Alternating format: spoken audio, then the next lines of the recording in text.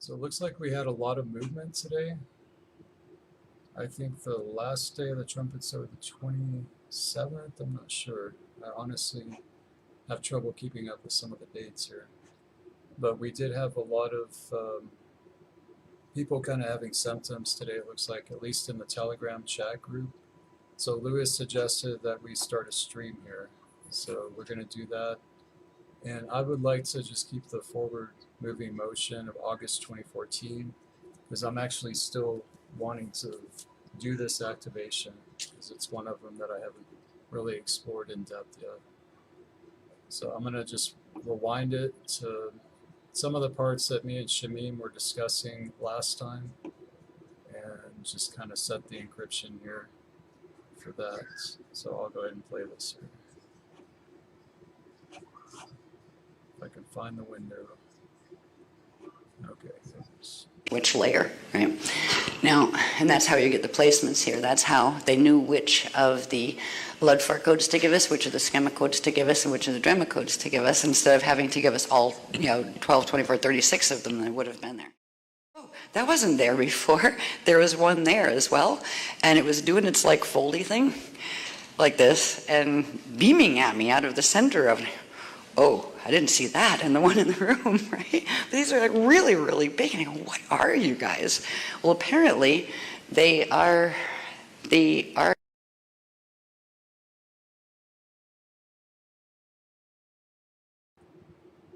And just real quick, let me see.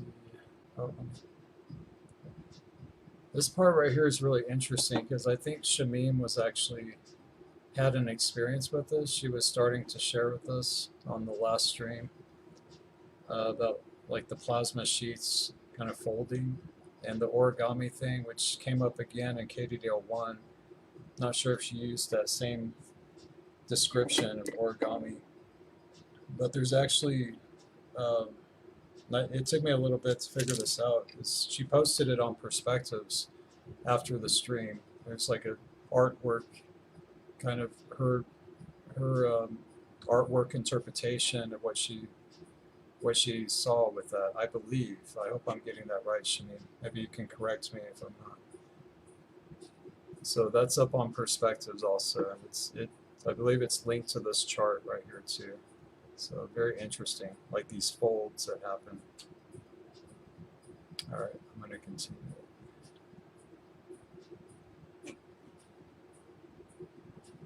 Paragon crystalline marketer mesh ice crystal membrane layers. We all have a layer of that, or are connected to the cosmic ones. So we all have our own layers of it, and it's very conscious, and it has to do with when these codes begin activating, and also the RA codes that are connected with the pole sun.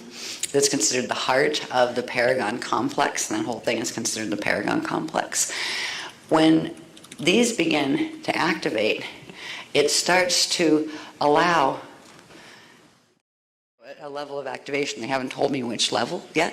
That has to do with the Ananda codes. Some people have Ananda codes, are more coded to the Ananda codes, say, than to the green ones or the blue ones, even if blue is your core.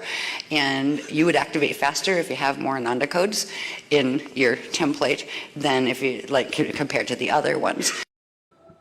So it's interesting, the description she's giving, almost like paper plasma, like paper plate, plasma, vapor. Some people are actually picking up this kind of texture in their with their cameras, like with sun pictures that they're getting. That kind of comes in and it makes like a sheet type thing around it. I think that's interesting. That could be some of what this is. All right. So some people are very, very tuned to the Ananda codes, and the more of them you have, the faster you would activate. So you may find your and the bridge across tomorrow. So the bridge across forever, this first of all is just showing what's called the Astria Jatu, and it's the integral bridge EFFI Chi currents on that one. I'm going to pause it just real quick here, because this is really good information. Something that's been standing out to me. I think it has to do with the room with the view and the White Lotus, and we were discussing the possible synchronicities with the Blue Lotus and the White Lotus, so we're not quite there yet. I'm going to pause this. Lewis is still setting up a Zoom call for us to all chat, so I'm going to kind of allow some time for him to do that as well.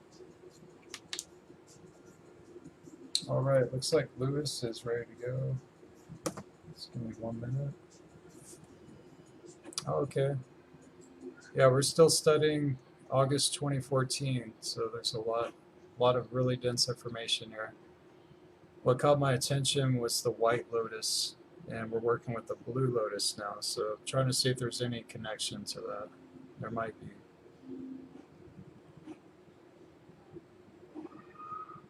All right, let me see where Lewis is at. I think he's ready to go.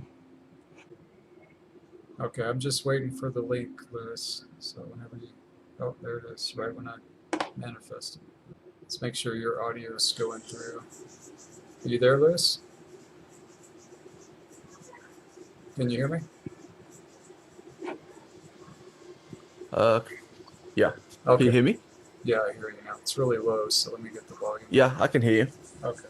So some people are having some symptoms today, it looks like.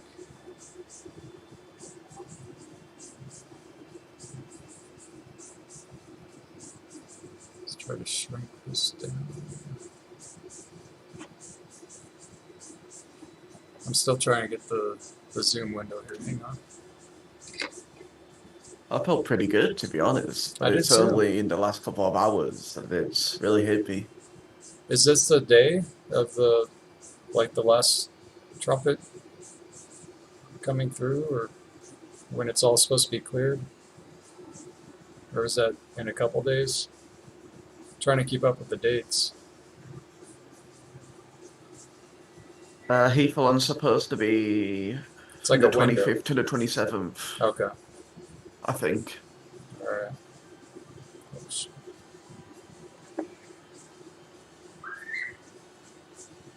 Oh man, I just And it's got currently lost. the 26th.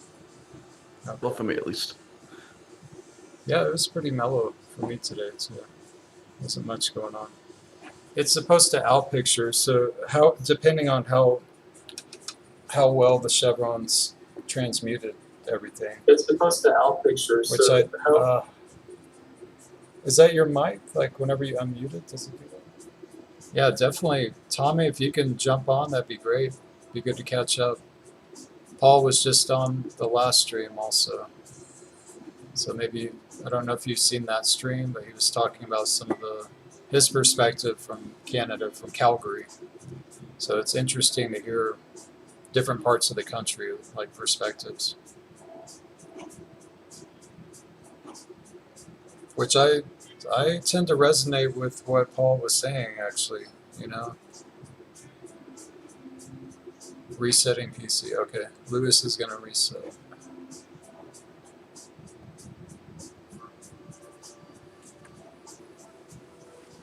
He was saying that they're basically going to lose their grip, like the control system, either this summer, this Heathalon, or the next. Like it's just done. And I'm kind of getting the same feedback from my hologram, at least from my timeline.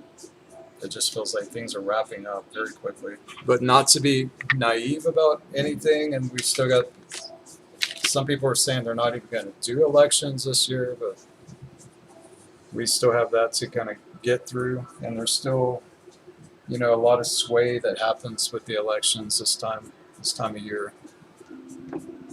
But I'm just, honestly, it almost does feel like literally like another reality to even think about elections right now. It just feels very weird. So maybe we're shifting out.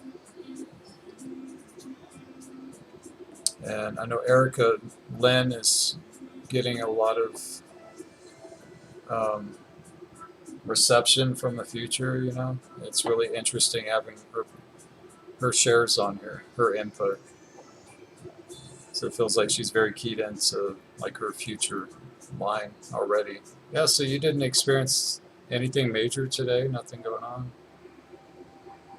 Today's the first day of the peak? Well, it was chaotic, but It's interesting because a lot of employees called in sick today. Right, you were saying. So, but other than that, people were on edge at work. I don't know why, but I Well, it's felt the okay weekend. until probably about 1 a.m. this morning. And what And I happened? felt like that I was kind of tingling the back of my head, where the spine connects to the brain. All that was just throbbing. Uh, just felt terrible. My nose was really like stuffy. My eyes kept watering, which is absolutely unheard of for me. Okay, you don't pick up allergies or anything this time of year? It's unusual. Certainly is unusual. I did do the MRI buffer, and it got rid of the symptoms for about 5 minutes, but then the symptoms just kind of came back. There's a few people doing the Ahura buffer that are working with plasmas right now. Seems like you're the second person that's mentioned that. It feels good. Huh? It kind of inspired me to do it. I did the Mahart Shield for the first time in years last night. It felt great. I did the Wind of the Breath right after, just It really in does work case. hand in hand. Yeah. Yeah.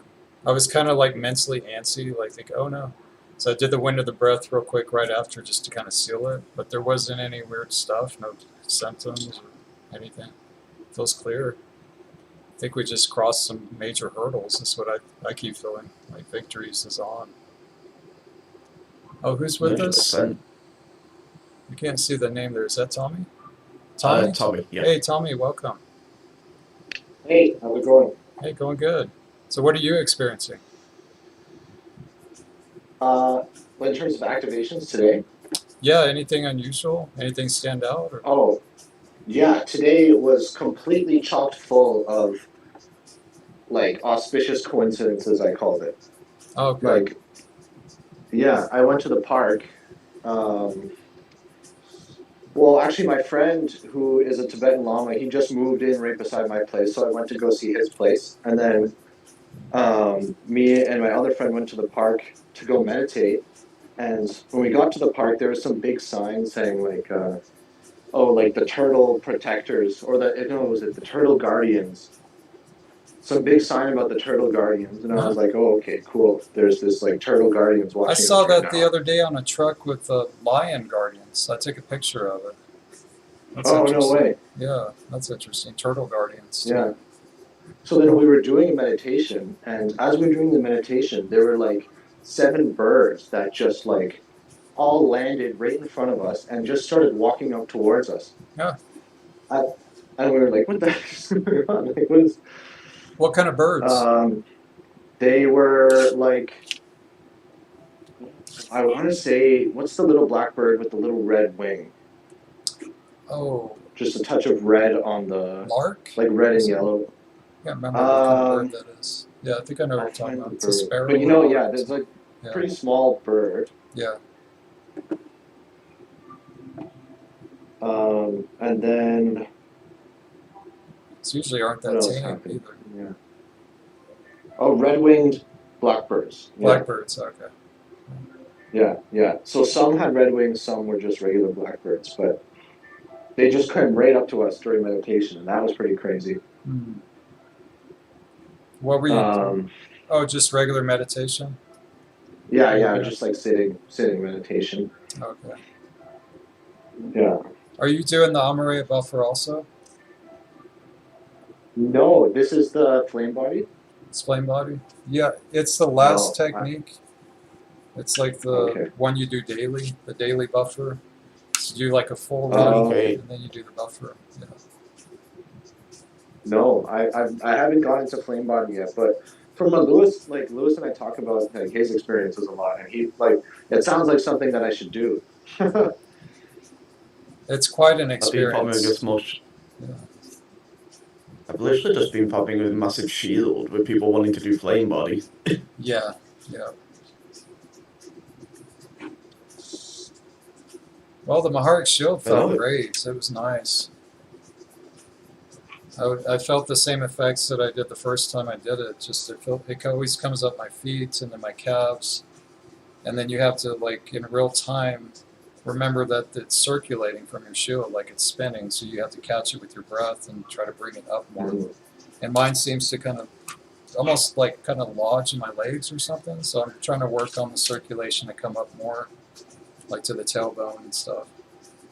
But probably the Amare buffer would be. I almost feel like I'm nudged to do that now, because I know a couple of good friends that are doing it. So it's cool. Wow.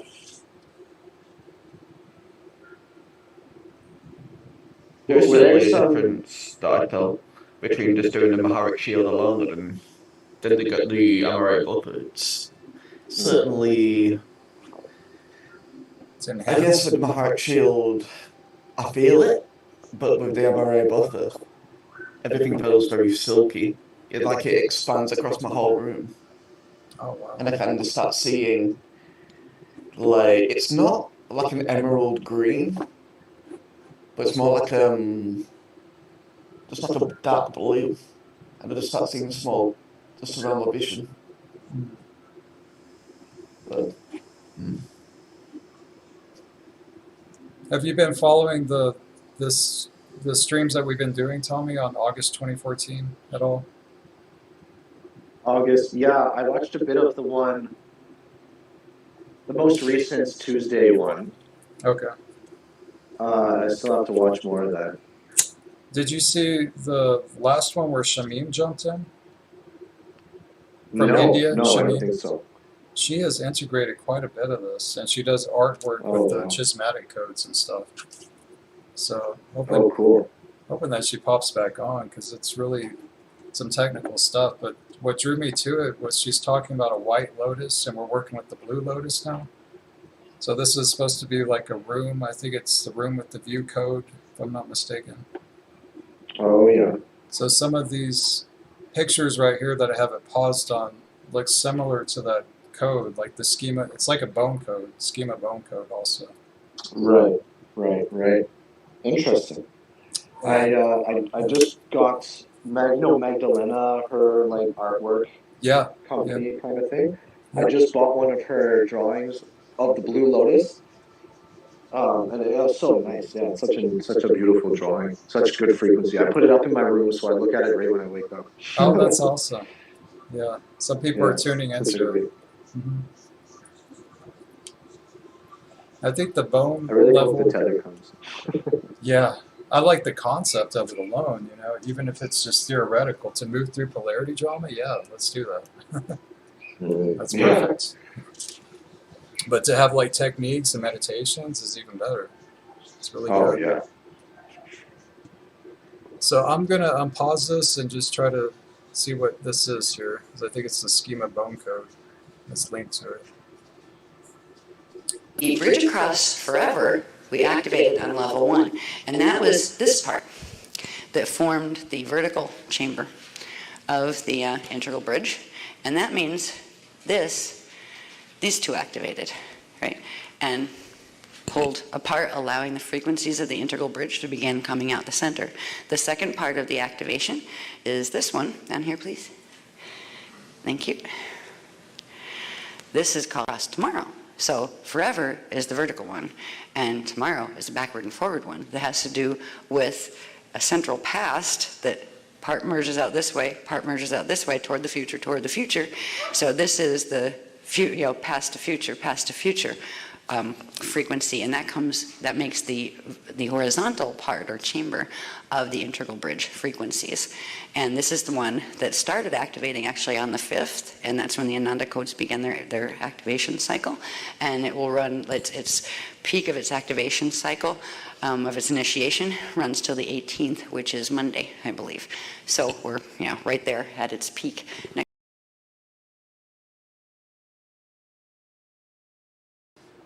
All right, I'm going to rewind it a little bit and see this part on the Wheel of Freedom. So I'm trying to piece this together, what this is. There's a part on the Wheel of Freedom that has like a little subtext where she's talking about the virtues. And Okay. yeah, it's right here on the bottom left. And this really popped out at me. I never really caught this before, but the bone is contemplation schema. Let me turn the captions off on this. Are you streaming somewhere right now, Chris? Yeah, it's on Perspectives. Oh, okay. Oh, sorry, I didn't tell you. You can see the slides on, because you're on Zoom, so you can see it on the Perspective stream on Facebook. Are you in that group? Yeah, on my other account. Okay. Let me see Oh, if I I see could, it here. you know, I might be able to share screen on Zoom. Let me see. Let's see. Oh, Lewis, can you give me permission to share screen on here? Oh, yeah. There we go. Okay, let's try that.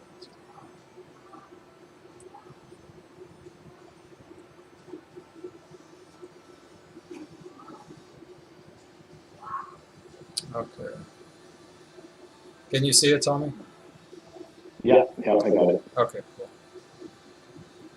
All right, so the bottom left there, and this is, so this is what really stood out to me. So the virtues are actually unconscious to us, right? Like we're trying to integrate them, we're trying to be them, trying to reach them, but it's saying it's just how I'm understanding it. It's saying unconscious right there. What is, hang on, is this still playing? I've got my windows mixed up. Hang on a second. Okay. Chris. All right, so disciplines are subconscious, and that's the LEFFARs, liquids, and that's in our blood and water, alons. Contemplation is conscious, and that's the bone level also. So bone and stone, the earth level is shell and salt. Right. That's the conscious mind schema. And I think that the room with the view code is also one of the schema bone codes too. So that's how it kind of anchors into like our physical cognition or perception to work with that code. Then the victories is the dreaming mind, and that's our skin and tissue, which it doesn't say fascia here, but I think that might be part of that also. Kalons. There's just so much to interweave here, like literally to go back and like say, okay, was there another subtitle here of where it connects to the Wheel of Freedom later on, or how this works? Yeah. The fascia, I just have my KDDL1 printed manual open. The fascia was also in that picture of the full like blue plasma body. There's the fascia. Oh, okay. Oh, outer fascia. Oh, that's in level 3. Oh yeah, so the unconscious is inner fascia, level 2 is middle fascia, and level 3 is outer fascia. Can you share your screen, or is that on the? Do you have it just on a manual? I just have it on paper. Yeah. Okay. Let me see if I can get that up real quick. It's in the KDDL1 manual? Yeah. Okay. Yeah, I can get that. Just that big blue plasma body with all the layers. Okay. Wow. Yeah, that's really bringing it home here. But the virtues, yeah. Well, also I remember from KDDL3, I think it was the rainbow round frequencies activations started on the 3rd level, and then they like expanded out towards the 5th and the 1st.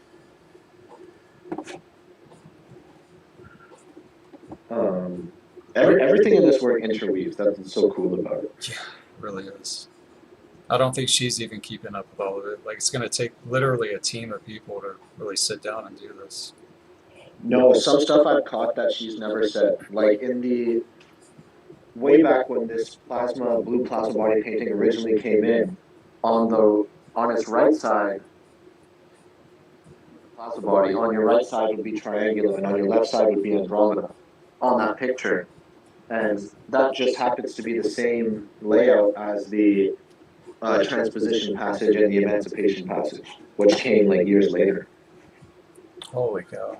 Wow. Yeah, yeah. I thought that was awesome. You can make a manual about the manuals here and just interweave all of them. Really. Yeah. All right. Is it this? No, it's the flame body or the plasma body one right here.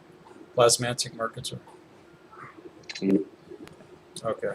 So here's the Dreama. Is that highlighting? Let me I'm check. just coming on from you right now. Okay. Let's see. Is it still sharing screen on here? Yeah, it is. There's just like a gray box in front of it. Oh, sorry. Yeah, I'm trying to navigate the stream on Facebook with it too. Let me move this Oh, out. I see. Okay. Is that better? Let me move that. I feel like if you just show your Facebook stream, I'd be able to see it.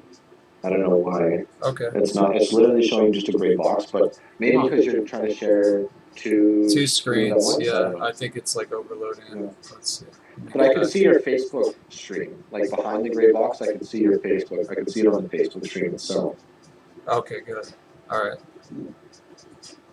Let me see. Let me move this over a little.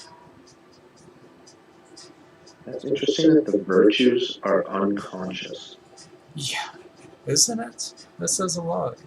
And subconscious is discipline, so it kind of makes sense. Like I was giving an example with my workout. There is a part of my subconscious you have to reach to hold that discipline. You know, to do the reps and like to run and cardio and makes sense. Yeah. You know, the disciplines would be in that part of our consciousness.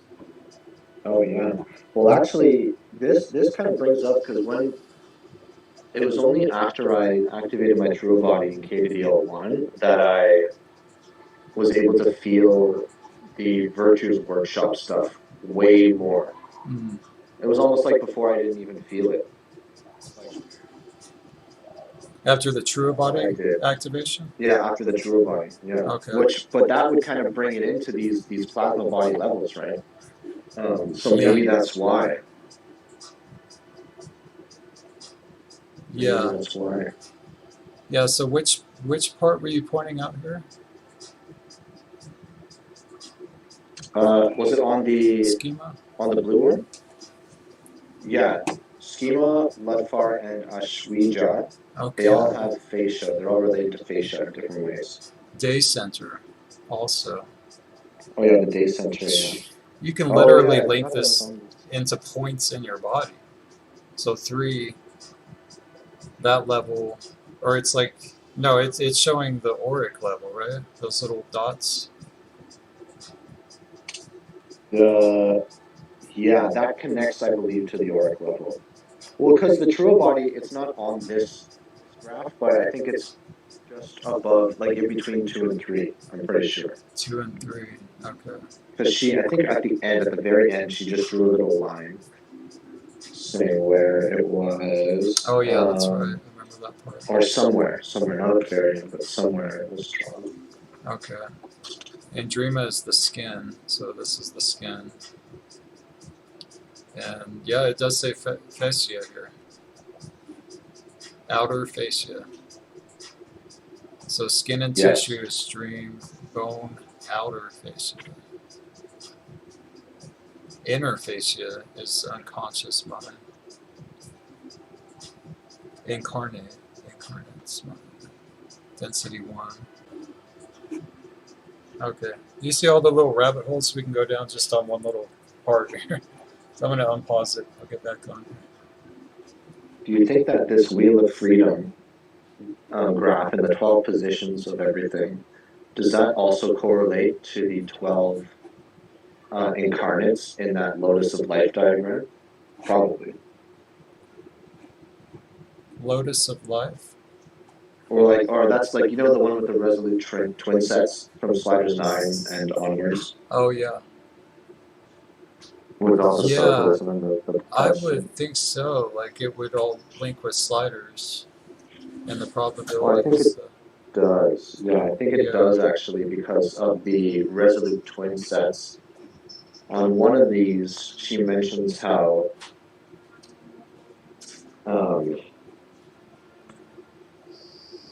on one of these she mentions Resolute twin sets. On one of these Tantra Wheel of Freedom. Trying to find it now. Yes, Steve, we are live. You're welcome to join the Zoom call. Oh And- yeah, here, page 63 on KDDL1. 63, let me Shows the catch up. Resolute. Yeah, shows Resolute twin sets, and each virtue like corresponding to. Okay, let me go back. 61? 63. 63, okay. Let's see. There it is. Okay, let me shrink it down. Oh. That's it right there. Okay. Oh, We've wow. got Paul, and we've also got Steve that just joined. Paul and Steve, welcome. Let me find my Zoom again so I can catch up here. I've got a few different windows up here. Am I still sharing screen? Not on Zoom. Okay. I've lost my Zoom now.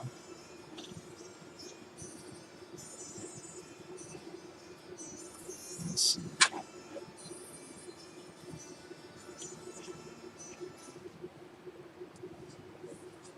Exit minimized. Okay, there we go. Hey, Paul, what's going on? With you all. It's a little low volume. Let's see.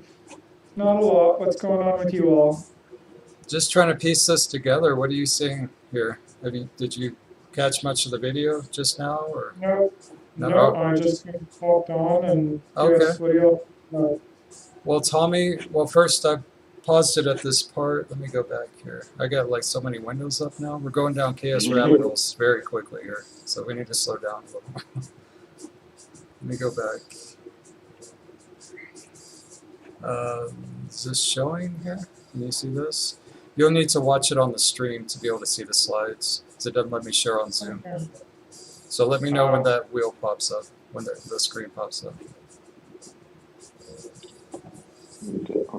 And this is August 2014 still that we're looking at, but we just navigated to Okay. KDDL1. Uh, So Tommy brought up the plasma body chart that shows all the different levels in the auric field. And I was first looking at this bottom left right here. Do you see that? The unconscious, subconscious. oh, kind of. I kind of remember it. I don't see it anywhere. Yeah, I don't remember it at all. I'm just catching it. But the unconscious is the virtues. Disciplines is subconscious. Contemplations is our conscious mind, and that's the bone level. And disciplines is also oh, it's starting to feedback a little. Oh, welcome, Steve. And the liquids is disciplines level. Oh, there we go. There we go. Oh, there we go. That's yeah, I forgot about that one. Oh, what happened here? Oh, there we go. We're back on our side. Oh, do you got it? I'm just Oh, sharing thank- the screen. Thank Yeah. you. Lewis, you're doing that? Yeah. Let me just fit that in the window here. Let me see if I can get that on there, so I can avoid all these windows.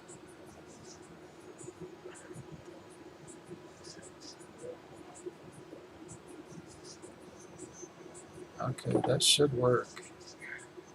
Is that showing up on the stream, guys? Can you see that? Yep. Cool. It's going to simplify a lot here. Yeah, so it's the liquids, disciplines, unconscious. I guess that's not applicable to the body, right? Physical body.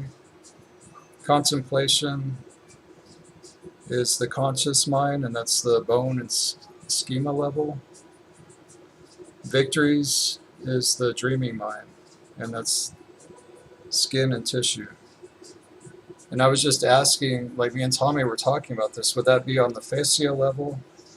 And then we jump to the plasma body. you pull up that chart, Lewis, a plasma body? Mercator fields.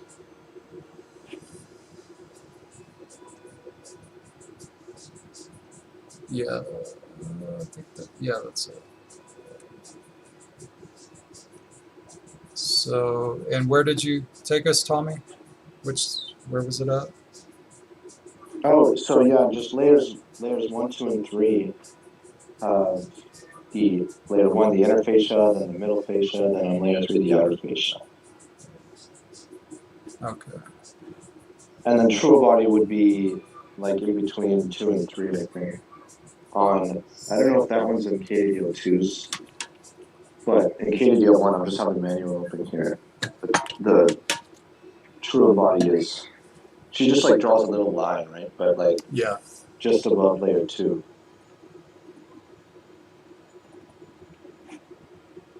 Okay, and then you brought the resolute twin set chart up. How does? Yeah. Well, I was wondering because it says about incarnate, the virtues. Yeah. Like if that, like because Zoom in just real quick, Lewis. Twin sets. Zoom in where it says incarnates on there, on the levels on the right. There's all these little like subtitles, subtopics here. But it says incarnate minds, incarnate. Oh, yeah. Do you see that? Incarnate mind. Incarnate minds. What else? There's another incarnate reference here. Integrates incarnate mind. Unconscious though.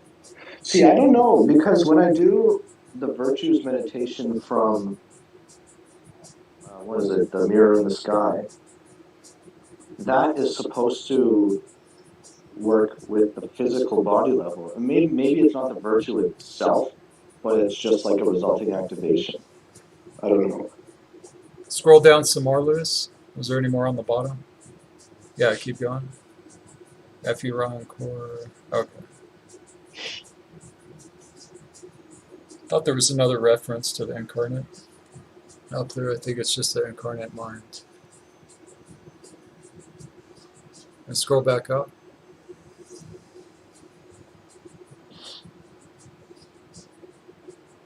Okay. And do you have the resolute twin chart? I don't know if that's in the manual. It's in the KDL 1 manual. 2. Yeah, it's in KDO 1. But see, what's an interesting thing is those twin sets also refer to like probabilities, right? So I wonder if like one in particular incarnate has to work with, or not has to, but in general is going to work with one particular virtue and its corresponding discipline and contemplation and so on. Like if there's going to be some big life lesson that is like to do with that virtue in like, incarnate 11, for example. Yeah. That's a good question, since it's like in the unconscious mind also. Yeah, but since it's also like these twin sets are like lifetimes, right? So I wonder if a way to like track your lifetimes is through like which virtue they particularly worked with. Yeah, sliders 4 And would be corresponding interesting discipline. to like weave into Yeah. this also, because that's really in depth on it. Oh. I wanted you guys to meet. I don't know if you met Tommy, Paul. He's in Canada also. What part of Canada, Tommy? I'm in Toronto. Oh, hello, Calgary. Hey, Calgary, nice.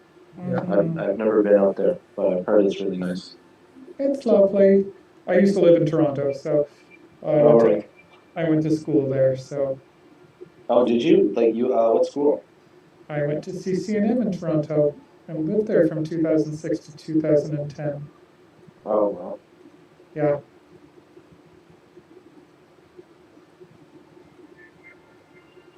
Very cool. Lovely to meet you. You too.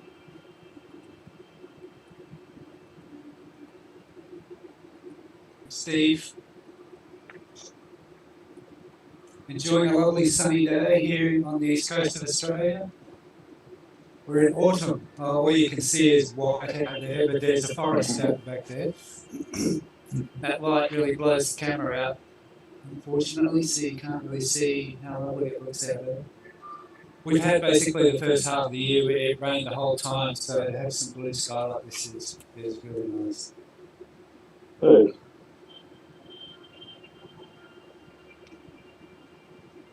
All right, looks like Eric is going to be getting on. All right, I'm going to go Lewis, what's going on? cracking the code here. I'm going to go ahead and play the stream again here. See what else we get. All right. So what are we actually watching today? I was a bit late. We're still on August 2014. I'm not budging Okay. from it until we get somewhere with it. I'm still trying to get to the White Lotus room, actually. So this is kind of the journey to get there. Yeah. Anyway, I'm heading off. I'm going to go to bed soon, but I just wanted to say hello to everyone. Happy Okay. first big day of core, Heathrow. Yeah. What are your experiences, Paul? What'd you get? Oh, I'm freaking wiped today. I'm really tired. Yeah. Yeah, so I've just been doing a lot of techniques and like doing a lot of things and yeah, just really tired. Yeah. Some people are getting symptoms. It's a 3-day window, right? To the 28th? Oh, it's technically the 22nd to the 29th, but I keep thinking it's going to go to the 30th this year for some reason. Mm. And the kind of peak is the 25th to the 22nd or 27th. Okay. With 27th being the peak. So Monday. Okay. Is that Memorial Day? In the United States, yes, I believe Yeah. so. In our country, yeah, that's right. 27th is also when the chevron is fully pulled. The last Yes. trumpet? Yeah, that's a big one. And then we have the out Really? picture. I always kind of got the impression that they hung around a little bit until they were fully deactivated in August. Oh, I would imagine there's going to be some Public. drush. Yeah. Because it's all, we got to see the out picturing, right? No, we have not started to see the out picturing yet. Yes. So that is going to start in November. November. Okay. Well, Lewis was showing a chart about August. What was that, Lewis? Where it said out picturing? August is going to be the start of a new octant cycle, if I recall correctly. The bright flower gardening? Bright garden flowers? Oh yeah, I'll show it. Very It's nice. in my images, I believe. I think. I'll have a look. Okay. God, I've got too many bloody files. So, Paul, do you have any thoughts on what you think the out picturing is going to look like? Any different to No. what we... I was about to ask what previous out picturings have looked like when we've been at this point in time. Like- we are out picturing 2016 now. Yes. So Yeah. There we go. yeah. Zoom in. Actually, Zoom I in have on no that. idea not what's gonna sharing. happen. Desktop. There we go. So keep going up. So August. Here you guys see. A little bit more. Zoom in.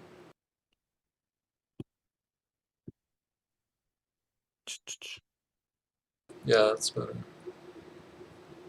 No, yeah, November 8th through the 9th, Firestorm. And Firestorm is the term for the trumpets getting cleared, I guess, from the chevrons. Being pictured. No, I think the that is- firestorm was the opposite, right? that's the initiation of them, if I recall correctly. Yeah. Oh, okay. That's the out picturing of TJ1, trumpet Jehovian, right? Yeah. Okay. Um, And then we got the pop.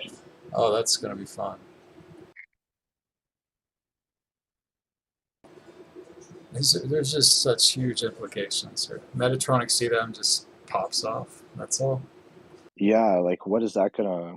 Maybe that'll take a while to I guess that'll take a while to Oh LPS. man, it does. It's not just going to be instant.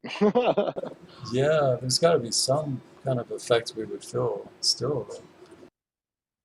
Definitely. I'm curious, like when that is dissolved, hypothetically, what would happen if you started working with like Metatronic codes? You know what I mean? Like, is that just, are they offline or something? I don't understand that. Maybe I it can't just, imagine it work as well.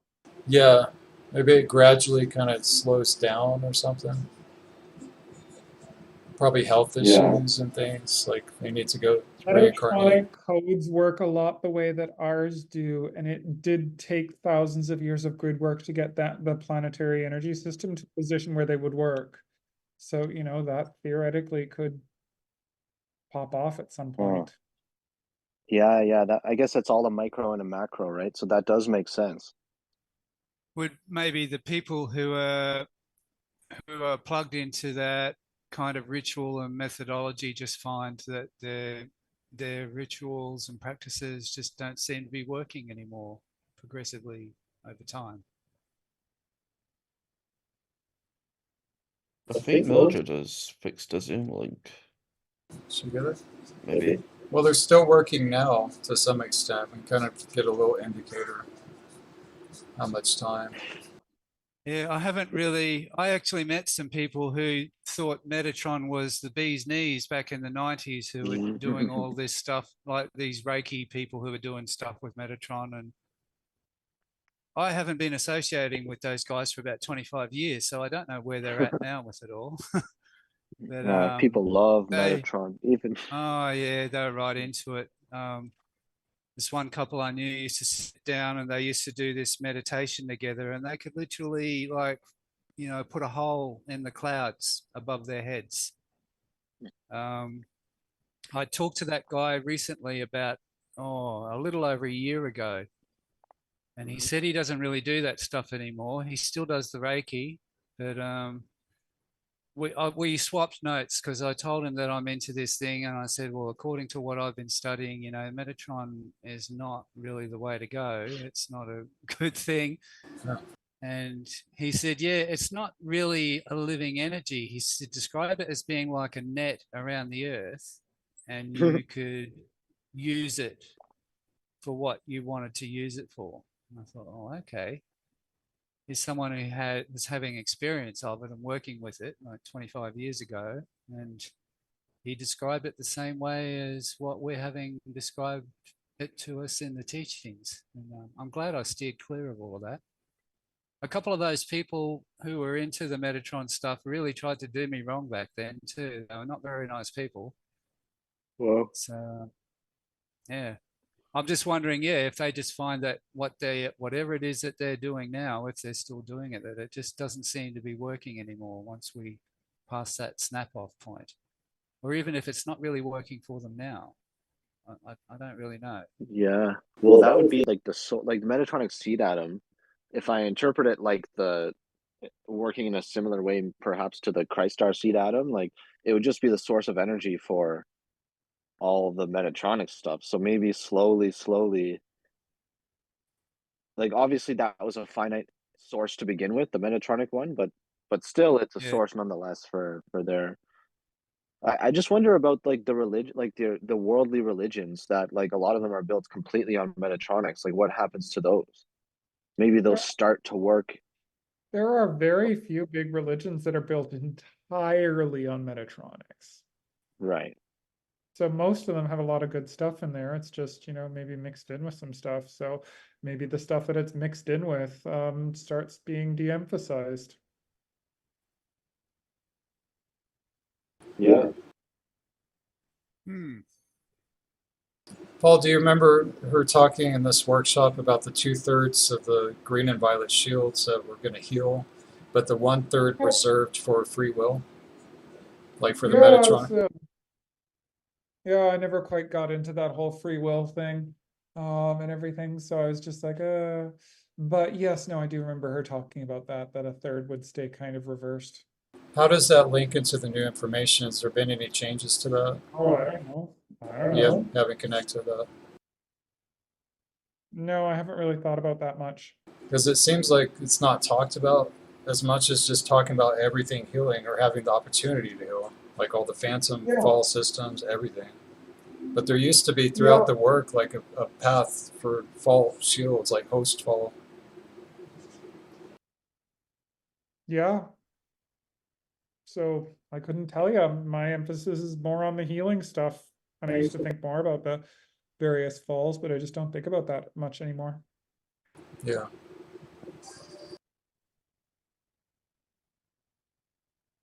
So it maybe some people will still choose that, but the percentages have gone way, way, way, way down. I think so too. It's like common sense. So however much coherency is left, they're going to make the right decision. Yeah. At least that's what seems to be outpicturing right now. We have yet to have, if there are going to be elections here, that's where I'm always kind of holding my breath with some of it. But some people are saying there aren't going to be even going to be elections. Oh, people are saying lots of things, Chris. Yeah. People are saying all sorts of things on the internet about various Canadian elections and so forth. I'm like, yeah, nobody knows what the hell they're talking about. Nobody's gonna get inside the Governor General's brain to see what they're planning on or whatever. So like, yeah. So so I have no idea what's gonna go on with that. I just know we're having a bunch of provincial elections this year, and change seems to be in the air. Yeah. Yeah. Paul, is there still any royal influence whatsoever in terms of governor generals and whatever in Canada? Oh, well, let me tell you, last time when I was in a dinner party in Ottawa, hobnobbing with the Governor General and so forth, like, no, no. I mean, I don't know, but So no. since the Republic, that was all just taken out of it. We're not a republic, we're still a monarchy. Oh, okay. I thought you basically kind of jumped out of, well, not jumped out of the Commonwealth, but No, we're still part of the basically, Commonwealth, and we're it's still still part of the a Commonwealth. So monarchy.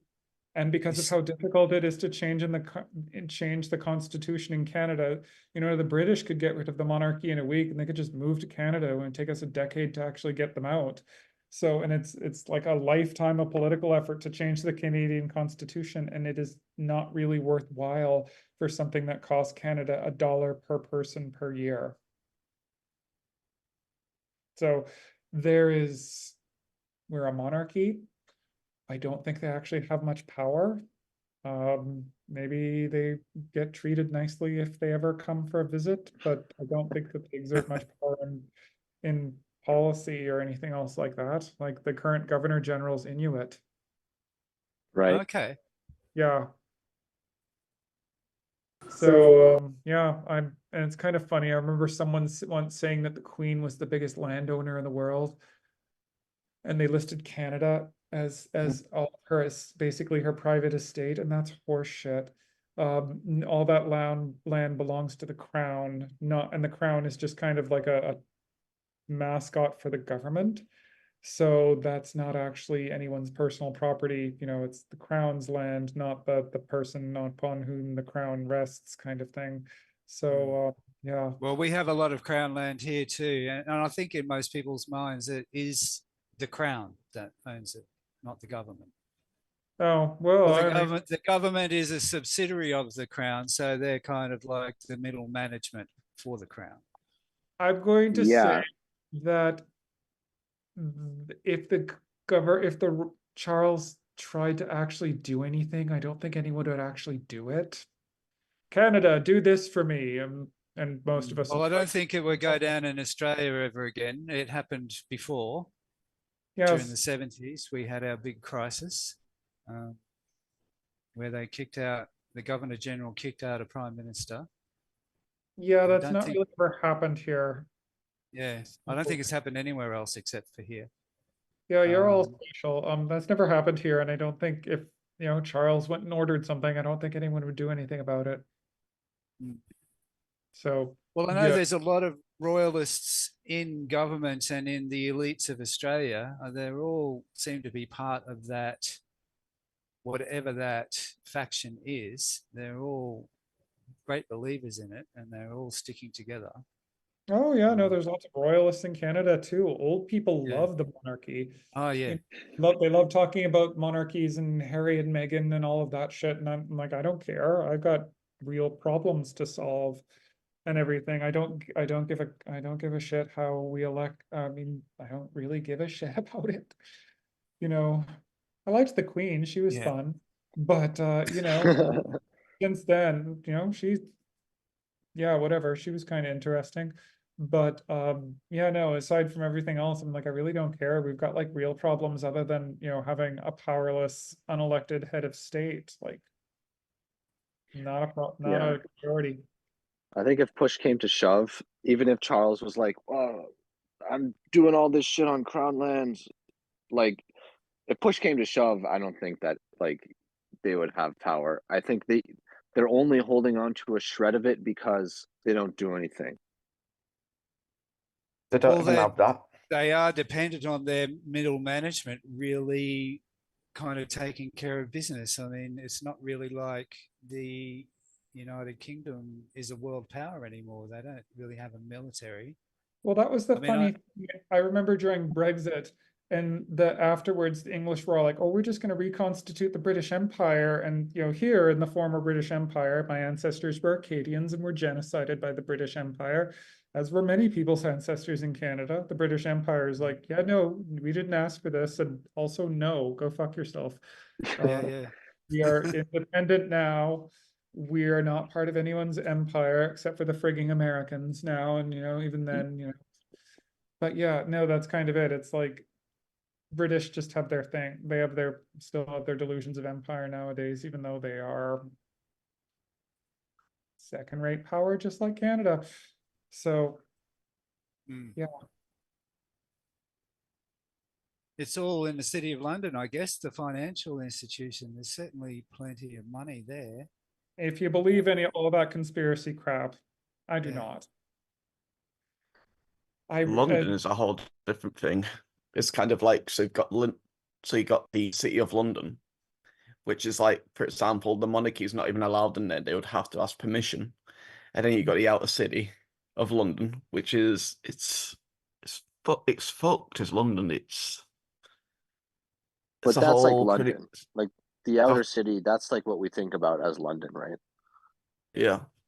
It's a whole city on its own. It's like if you could literally just cut off London from the UK and London would be fine and the rest of the UK would literally fall into ashes. I kind of feel London is like that's fucking already huge. happened in the UK for quite some time, that really the City of London has abandoned the population of the UK and thrown them to the wolves.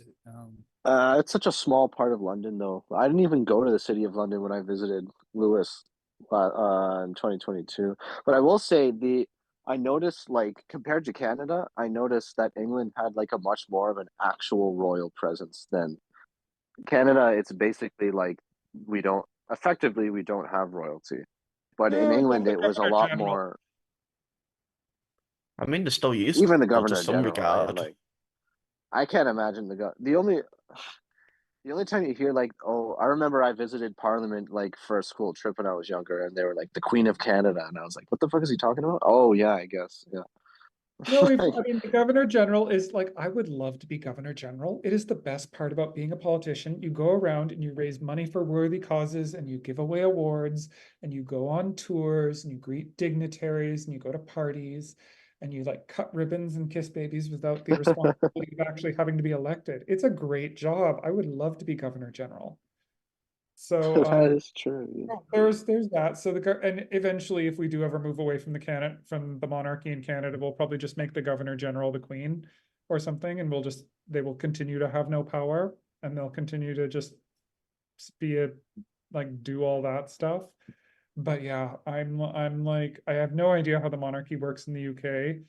Apparently, they take it seriously there, and we Well, haven't done yeah, it the in a Queen used long to time. open Parliament every year, so it's and the House of Lords is a part of the parliamentary system, and that's really all the old money and the old landowners. They've got a very different arrangement of land ownership in the UK. Yeah, no, which Lewis, I can't speak on the British system. We have a similar thing called the Senate. It's just nobody really pays Yeah, attention to. So, yeah. Hmm. I You've think got the the Australian Parliament, system is probably very similar to Canada. We have Senate and the House of Reps as well, and all of that. But What were you saying, yeah, Chris? in England, it's the House of Lords, and they really are all the old branches of the literally. royal yeah, and they are the Like you Lords. can And watch them on TV, and they will. It's literally just a bunch of old people that just kind of you see them. I think they get paid about £80 a day, and they're literally just sleeping in the yeah, chairs, doing absolute jack that's the shit. same here too. I think it's the same everywhere. Never. Okay, so Is that second body best snatch? government is like second best job in government would be to be a Canadian senator. Like that would be a sweet job. You just sit around and they debate bills and maybe propose amendments, but they never get elected. And then they send it back to Parliament, or they can just not do anything also. Like my senator, Paula Simons, she actually does a good job. She really does. She's a very good legislator, and she's like, this is terrible, this is terrible, this is terrible, fix it. And quite often they don't fix it, but she'll take questions and go around and do worthy causes and go to speak to students and things. So she's really good. I like her, and she responds to me on Facebook sometimes when I have a question. But yeah, that would be a sweet job too. Are they The guys? whole party system itself needs to just die. It's like every single town and city in the UK has an MP, and you've got one big party trying to represent all of the needs of every single specific town and city in the UK. It doesn't make absolutely any sense. Ideally, you want to get rid of party politics in general and just have one representative per city and town. So then they are able to pretty much respond and represent that specific town and their specific needs, rather than just trying to push the collective needs of a whole country, or specifically London, onto the rest of the country. Oh yeah, that's true. That's why people hate Toronto in Canada. It's because like it's I think that kind of thing happens with Toronto, right, Paul? Maybe I'm wrong, but like a lot Yeah, of that's a on pretty. terrible, like they call it on terrible. Well, no, they call it Ontario because it's terribly governed. But no, there are regional if difficulties like that as well in other federations. There is quite a bit of resentment in Alberta towards central Canada for policies that favor central Canadian interests and ideas over those of Albertans and other groups outside of the country, and a lot of that is cultural as well. There's this idea floating around much of central Canada.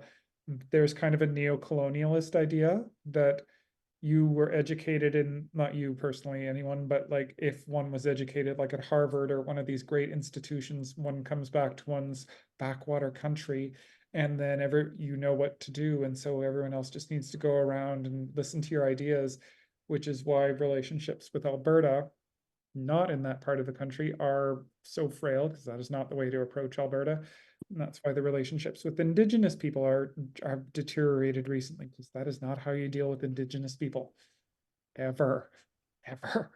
Yeah. Oh yeah. Yeah. There's this kind of like we know best idea, and that just never goes well. Yeah.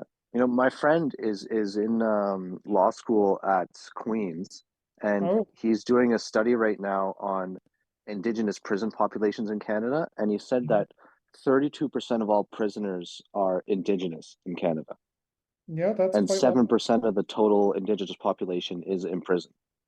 Yep, that's pretty well known. Yeah, just unbelievable.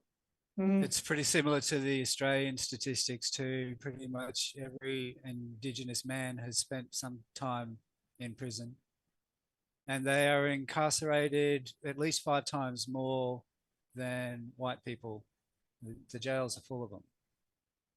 They're much more likely to get picked up and thrown in prison than a white person, especially when you get outside of the cities, where there are a lot of more Indigenous people who are still on their communities. They're just constantly under a state of harassment. They live in a completely different world, and people in the cities are not really aware of it unless they see it on TV. You just don't know. Why do you think that is, though? Do you think that's all environmental factors? Or do you No, think there's actually... that's a very deliberate construct of the colonial state. Exactly, yes. So colonialism follows a template. And so, you know, and it's different from state to state. British colonialism very specifically builds an administrative state, and it kind of builds like a military judicial dictatorship over indigenous people or, you know, whomever. And you either assimilate or you are ceaselessly persecuted and children taken away from you and culturally or physically genocided. Yeah. Yeah. That's the history of Australia in a nutshell for the Indigenous That's people. the history of Canada, except in Canada they applied it to several other groups as well. In Canada we had European on European genocide as well. Oh Yeah. But yeah. no, Quite that's interesting. We're actually taught nothing about that here. y'all But to be well, honest, the whole thing with history here is just don't speak of it. that is going to change one day. You know, the British colonial empire was just as cruel and genocidal as the Americans or any other great colonial empire. It's just the British haven't quite owned up to that yet. So that's coming. So I mean, the yeah, British Empire itself did create a lot of kind of progress in terms of things like the Magna Carta and kind of how the Constitution's built off that. We also did things like the Industrial Revolution and things like that, and kind of modernized the world with trains and everything yes, kind of else. on the backbone of It's indigenous genocide of North America. I indeed. wouldn't deny the accomplishments, but they came at an extraordinarily heavy cost. Oh yeah. And when you weigh those two things together, I don't think there may not be a net benefit. I don't The think so at positives all. and I the think this negatives is are all true. It's all I think true this is on both poison sides. apple. The poison apple yin yang stuff. That Yeah. I think there's a net zero. Like it's not like it was net positive because I'm not a historian to weigh out which was the benefit or which wasn't, but it was very clear that it wasn't all smiles and sunshine. And it's funny because Canada as a country is actually very slowly indigenizing. Very slowly, and it's probably going to continue over the course of several centuries. And it's like all of the bad things that we've really decided on doing were from that when we decided to give up just our weird transnational nature and embrace that Eurocentric colonial empire model.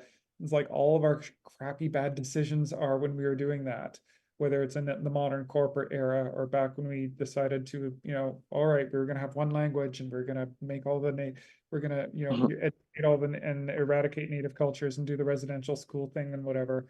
Like every single decision we've made that's been terrible can be traced back to that. And then when we just let go of that and embrace being what we are, which is a complex, transnational, indeed permanently multicultural, not even like just government, not even like nation in the classic sense of the word, then we start to get things right again. That's So, kind of like what the EU currently is kind of failing at. I know, it's really amazing. You know, there's one country in the world that managed to make two groups of Europeans with different religions and languages get along over a historical period. One country. Guess which one it was, Lewis? I won't say the British because they're too controversial, but Oh, it's not the British. Absolutely not the British. Or the UK. Switzerland. It's Canada, goddammit. Is it? Yes. Yes. Nobody knows this. We've actually solved the entire problem that the EU is having on a historical time scale, and nobody cares. No. No publicity. The English and the French Canadians did it at the extent of the indigenous people. That's not great, but they still manage. But if they manage to extend that model out to indigenous Canada and make things right there, because we've already made it work reasonably well with multiculturalism, like, oh my God, we actually could like that. That's the solution. That is the solution to the world's problems. Australia, the whole thing with it's the just British. not sexy enough. I know we're really not sexy enough. We're always trying to be something other. We're trying to be like whatever the buzzword of the day is instead of what we are, which is so much better. It's so actually weird, the relationship between the British and the French. We have such a bad history with each other, the 100 Years' War and all this other kind of stuff. Yet for some reason in the UK, there's this attitude of we can hate the French and the French can hate us, but nobody else can hate each other. Well, I mean, that's why the Classic EU battle, got the yeah. Nobel Peace Prize, isn't it? Because, you know, maybe it's a century of bloody war that's devastated everyone, but, you know, I would rather die than be governed by a Belgian or some ridiculous shit like that. The EU absolutely deserves that Nobel Peace Prize for keeping that Oh. conflict, just to tone everything down for a little while. And they should get another one too. Did you know just last year, the Serbian army was marching up to Kosovo because there was some nonsense going on there. And the EU's like, one soldier sets 1 foot in there, you get no more money, all of your visas for your people are revoked, and you are out. You are out of the ascension process. And they marched their army right back. Not a shot fired or anything. That deserves a prize.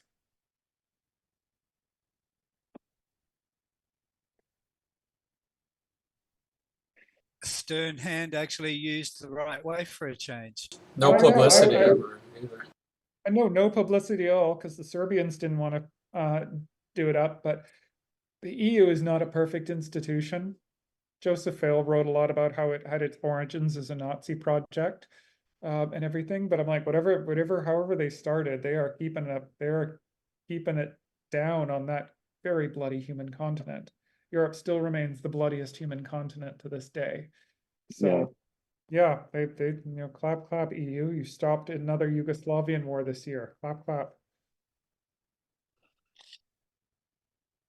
You know, I think you almost don't want media press about that, because you kind of want to just like give them an out and not feel like you don't want to push like the shame narrative on them, because that only makes things worse. No, but I keep track of these things. Yeah, well, yeah.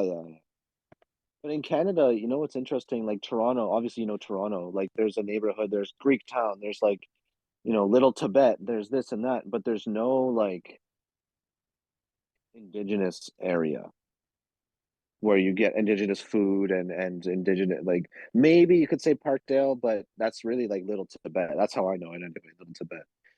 Hmm, Yeah, it's an interesting thing to think about. that is an interesting thing. Of course, I always think of Parkdale as Vegandale. We are fierce down there. So my former partner used to live there, and live in Toronto, and used to go visit all the time. So, but yeah, no, it is an interesting place. Parkdale, Crackdale, some may call it. Vegandale, I used to have but an office there. vegans. I had an office. I met a bunch of Rinpoches actually in Parkdale. It was a very Oh, cool that's place. nice. Yeah. I just saw one today, actually. Oh, lovely. Yeah. Well, you guys, lovely chatting with you. I am going to go to bed pretty soon, so I will see you. Sorry for derailing your conversation. It was much more productive before I got here. Yeah, but I am generally very skeptical of many of the conspiracy narratives, because most of them are just nonsense. And a lot of them stem from that evangelical Christian view of the world and everything. And that just needs to be tossed out. A lot of it is just foolishness. The idea that the government is out to exterminate people. Okay. They don't want people to be exterminated. They want as many people being as productive as possible, having completely no health problems, so they can maximize the amount of money and energy that they're getting out of people. That's what they want. It really depends what level of the bureaucracy that you kind of look at it at, because at least on the human level, but as we start going slowly up the trains with the fallen angelics, it becomes very apparent. They want a maximum amount of people too, to harvest, and to, the bureaucracy wants a maximum tax-paying base. Other When it grids. goes to those like energetic levels, they want a maximum energy, number of people contributing energy and being not healthy enough to become fully, you know, barterable or like transfigurable, but healthy enough to like cost as little so they can drain as much energy as they can off of you. So that idea is just, that's just deriving from evangelical Christian nonsense. Or the idea that are, I thought oh, sorry, yes, you go, Lewis. I thought that plan would have probably changed because originally, at least with the Bridge Zone project, at least, as the DNA started to activate, like the original plan of the fallen angelics was, at least with the mutation with the menstrual cycles and everything else, they wanted to outbreed us constantly so they'd have their own little, well, a big enough army, so to speak, to start doing the whole Metatronic fall with the 666 Beast Machine and everything else. But that kind of got tossed in its head, didn't it, with the Bridge Zone project? To the point where when the Stellar Activation cycle activated, suddenly all these people started being able to activate and everything else. And that's kind of when just before 9/11 happened, and it kind of happened again with the failsafe post as well. Sorry, Paul. No, you finish. You finish. You finish. Oh, sorry. And it's kind of happened again with the failsafe post, because at this point, at least, we've got so many people here now that the potential for the failsafe post is so great for the people that actually want to take it. So it's kind of like, I guess the whole narrative of wanting to keep us alive has kind of been exterminated in a lot of ways, because now we're actually creating a problem for them, rather than beforehand their whole plan was to just kind of breed us into absolute, well, to make us enough of us so then we could kind of carry their own agenda for our own, what would you call them, for our own translation codes.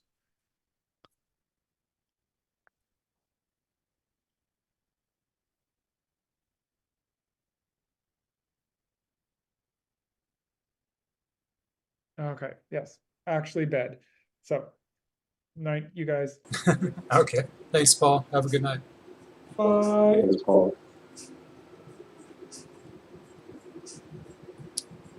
All right. Do you guys want to continue the stream or anything else to share?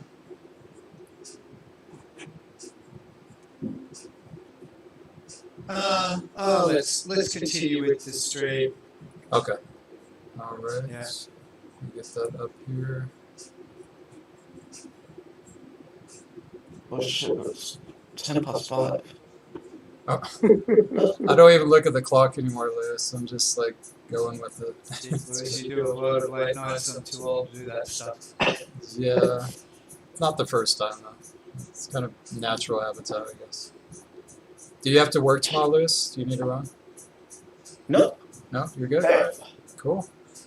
All right. I'll go ahead and continue.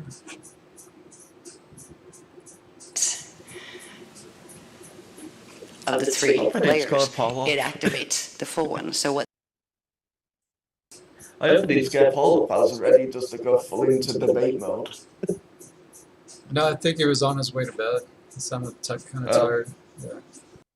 They did, as they were teaching us about the levels of the Carusa templates and membranes, they gave us 4 of the codes that correspond with the Ludfar, and they correspond with the 12.6.3.9 resolute set.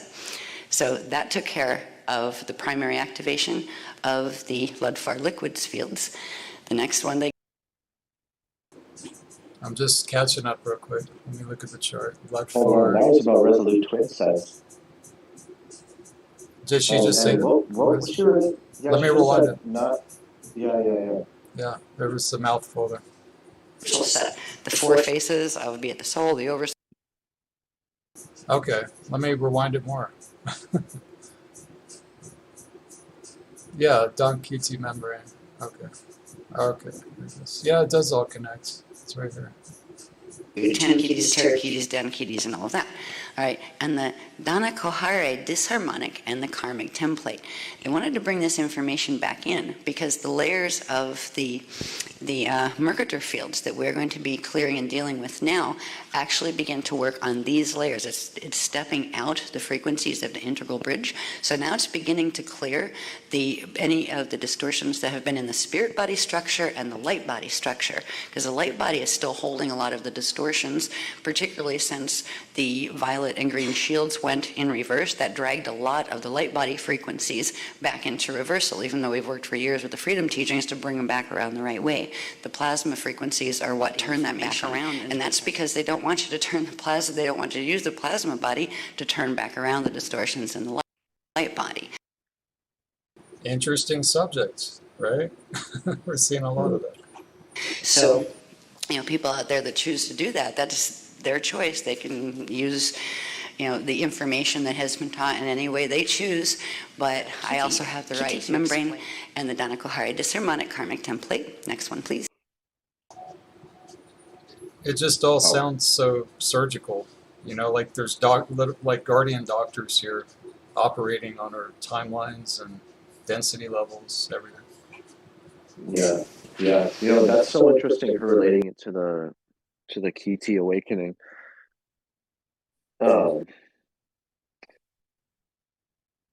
Just the fact that these frequencies that we're working with now just go so. It's interesting to hear this. I've never watched this workshop that we're playing right now, Really? but it's interesting to hear. No. Yeah. It's interesting to hear though, because the plasma stuff I'm trying to do like all in order.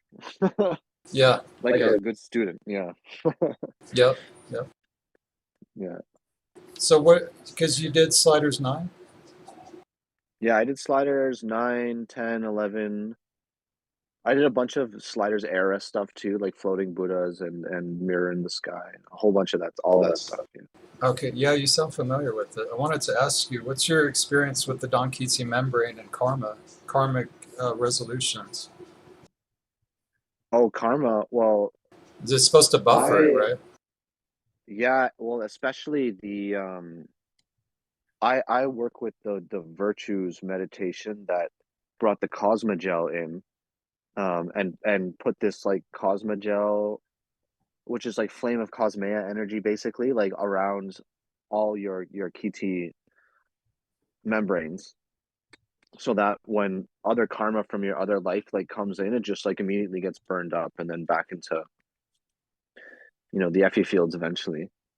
And that is like a super powerful cleansing, and it's only magnified by the like doing true body stuff. Like if I generate my true body as like the aqua mist, that kind of does the same thing, but somehow it feels like I'm working with the core of the mandala, right? When I'm working with the virtue, like virtue 13, The sigil? yeah, the Yu Mizun, When you say the core, are you the talking one about that symbol that's in the middle of each one? yeah. Yeah, okay. Not the core. Yeah, in that sense, but also the core of the overall mandalic shield. Okay, Virtue 13? Yeah, where the Wheel of Freedom, rather. Okay. Like the core, it feels like I'm working with the core of the Wheel of Freedom, which I am, I guess, if I'm doing that. But that is just like so powerful. I sometimes I want to cry when I'm working with that virtue, because I'm so just overwhelmed with this like working with the actual essence of enlightenment itself. There's something just so incredible. Is this it? The vapor? Cathedral? I have to pull Wheel up, of 5 Facebook freedoms. again. Okay, I think this is KDDL 1. It's in KDDL 1. Okay. Let me see. Oswija Aria code. This is the Yumizun Virtue 13 code. Oh, it's this sub chart then. That's right here on the side. Let me zoom this in. From their perspectives. It's going to be the one that's right here on the right. I think she's got it in here though. Oh, is it on that page? Yeah, I don't know if it's on here. Is it on that page? Oh, yeah. Yeah, it's like on the subtitle, but I think there's another. I think you just passed it up top. Oh, yep, here it is. Those are the core encryption codes. Oh, this isn't it? I think before that as well.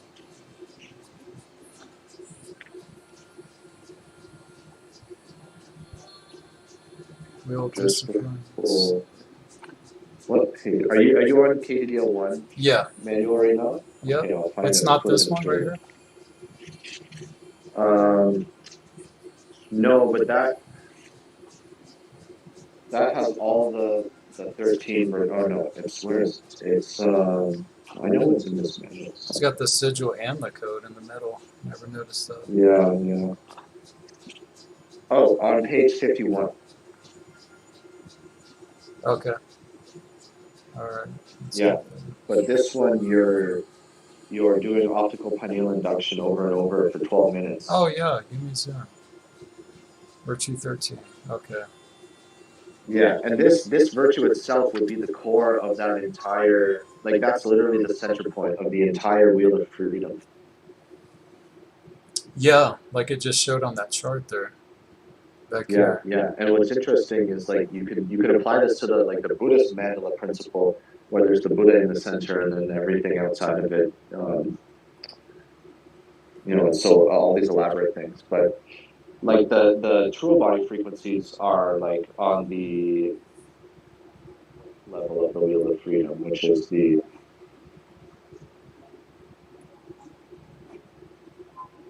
Shield of I Calvary. don't know what you would call that, the shield of Ariadne Alhambra, I guess.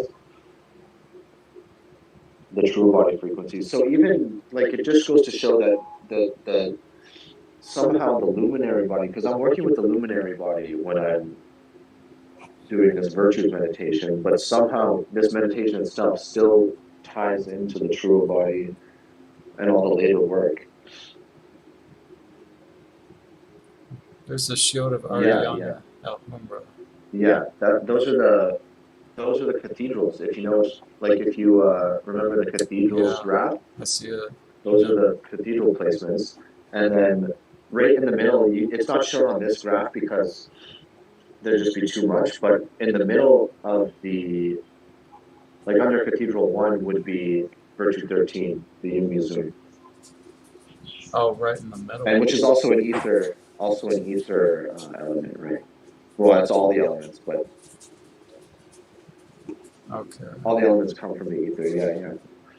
Of course. And that middle one, even on the true body level, is the ether, like the aqua mist. Huh. Yeah, so it's Let me ask you about this one real quick. Let's see what it's at. It's right here. Okay. That's what that is. Okay.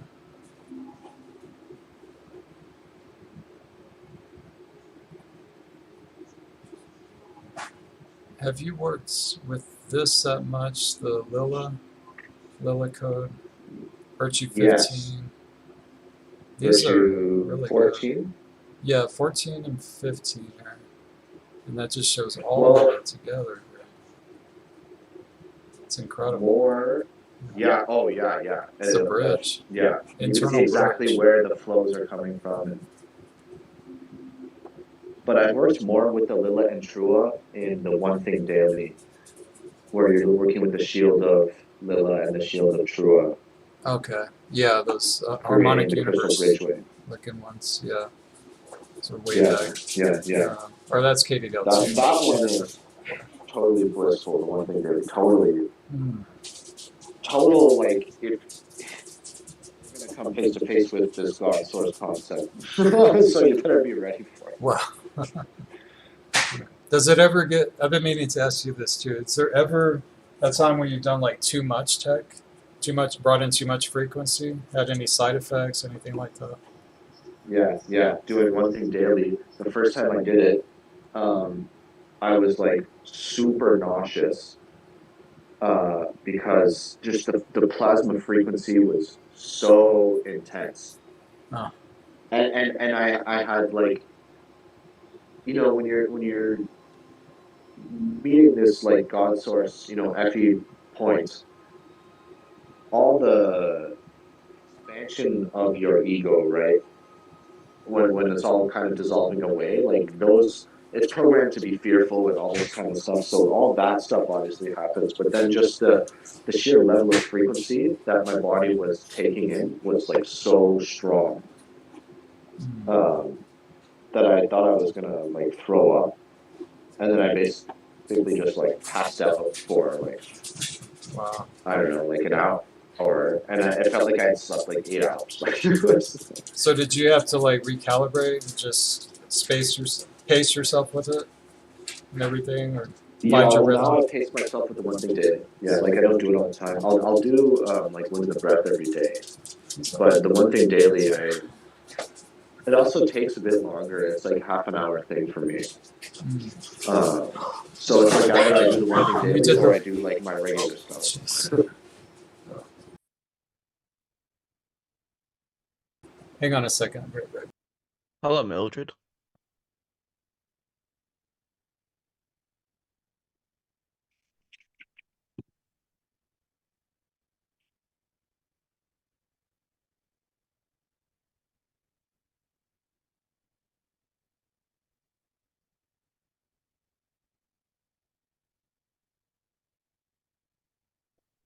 Is this working? I don't know. Yeah, I can hear you.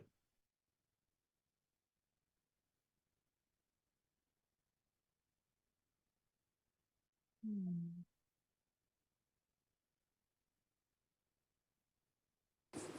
Okay. Back. Our little dog got pushed by the bigger dog down the stairs, but she's all right. Just kind of rolled down. So you did the whole set of the one thing daily first before jumping into the one thing daily, right? Like the full technique run. Oh yeah. Like there's 4 different ones before that or whatever. Yeah. Yeah, and E-LAi-sa was talking about. Hi, Mildred. Yep, we can hear you. I think you're muted now, though. Just not mute yourself. Oh, okay. Welcome. She's left. It's kind of flickering on there. Yeah, some people just jump in and do the regular tech. I was just curious what you would suggest for that. They should really do, like, it's not anchored enough into the grids for people to do that still, do you think? Or No, I don't think. I think that one, it like this later stuff gets so like tantric, right? I don't think that you can even do the one thing daily without doing those 4 previous ones, because you have to like get the little pink plasma spark in your Azure. And if you don't have that, I mean, sure, you could just visualize it, and that would have some effect, and you would work with those frequencies, but not on that. Certainly not on that level. Like Right. that's and E-LAi-sa during the earlier techniques, like those 4 earlier ones before you can do the one thing daily, E-LAi-sa was saying she was getting nauseous because the frequency was so strong, and I didn't feel that, so I was kind of like, what is she talking about? And then later when I did the one thing daily, I was like, oh, this is what she's talking about. Like, yeah. like we all know that plasma body, that true body specifically frequency, which is this like watery kind of jello-ish, I don't know, kind of like, you know, that kind of frequency. And this was just like so strong, that I like I wanted to barf because it was just so. It's kind of like vertigo or dizzy or something. Yeah, it was a little bit of vertigo, especially because I was like getting into the one thing daily. You're effectively putting yourself like on the crystal bridgeway, and then especially you're supposed to dissolve your mind, dissolve your like body consciousness into the shape of the crystal bridgeway itself. So it's almost like you're becoming the crystal bridgeway. So Shield of Lilith? That, yeah, Shield yeah. of Lilith and Shield of Trua combined together to form the crystal or the failsafe. and or the I think the Crystal Bridgeway, and so you're literally becoming that Crystal Bridgeway. And I have lots of experience with this kind of thing from like other Buddhist meditations. So when I applied it to this, I was like it's super blissful, and then you very quickly, like if you hold that for even like 5 minutes, like it just there's no words for that. It literally feels like you're like becoming the EFFI, and just pure EFFI bliss, and that is like a crazy that's just a crazy thing to come to terms with, I think, in our like just psychologically. So I don't do it every day. I used to try to do it every day because it's also so good for your body too. You feel so energized after. But I'm not like worried about like pacing myself. Yeah, there you go. Oh my gosh, this is such a. These are such powerful tools. Well, it's literally because it's like symbology, right? Because that's the harmonic universes. That's the internal connecting to the external creation, right? That's how I look at it. Oh, Median Earth. yeah. And you're becoming that. I think it's like time waves. Yeah, totally. And I think with enough practice, you could transmute during the one thing daily technique. Like I think that's how you could get there, because you're becoming the Crystal Bridgeway. And then like for me, it feels like if I just kept doing it more, I would be there. Like so I'm just pacing myself now. I'm working more with Virtue 13 on that level, and then just like getting my external body ready for that, because my internal, like my true body, plasma body, has developed so rapidly since getting into that work, and I haven't really focused as much on the external level. So I'm just and also like the Vajrayana Buddhism prepares you psychologically well for like for this kind of thing. Which KS doesn't necessarily have like a strict practice regimen, right? So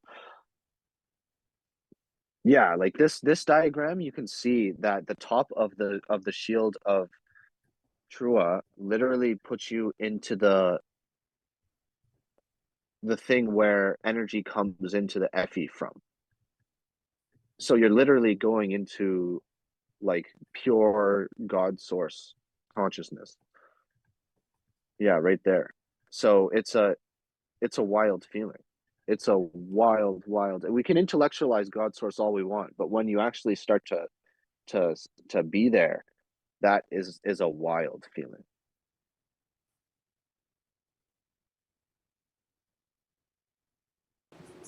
So Lewis is saying he was wondering that with the fetal integration text you get with sliders, if both parents have fixed the fetal integration distortions, would the baby come with the distortions or not? What do you think about that? You would still My pick up the assumption was planets. always to do, because on one hand you got the Earth's more energetic field, but on the other hand, how the distortions passed on specifically is through the genetics of the egg and sperm. So if you actually fix the distortion and you created an egg and sperm that specifically does not have the distortion, you might be able to actually create a baby without the actual distortions. Right. At least that's kind of what my thinking on it was. Kind of outphasing the distortions. Well, I think that's like the donated parental Babati stuff. That's what we're working on, to do that in ourselves. So when we do have babies, they're not picking that up, right? Maybe that's been done, and like she said that there's groups of us doing this around the planet, but they just haven't disclosed themselves yet, or she doesn't know where they are, who they are. I'm always thinking like Buddhists, like monks, people that have devoted generations to this, like ancient. Well, there is a practice actually in Vajrayana that is clears your birth distortions. and it's all to do with deity yoga, but it's basically, when you read it from the perspective of that Sliders workshop, you're like, oh, this is what they're trying to do. Like, they're literally trying to clear the distortion that you get when you're born of like physical parents. Fetal integration distortions, Yeah. which is a big focus in this work too. Steve is asking, if you fix distortions, how much of it is healed in the wider family?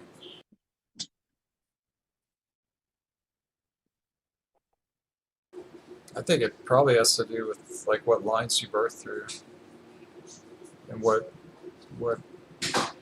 shields they're on.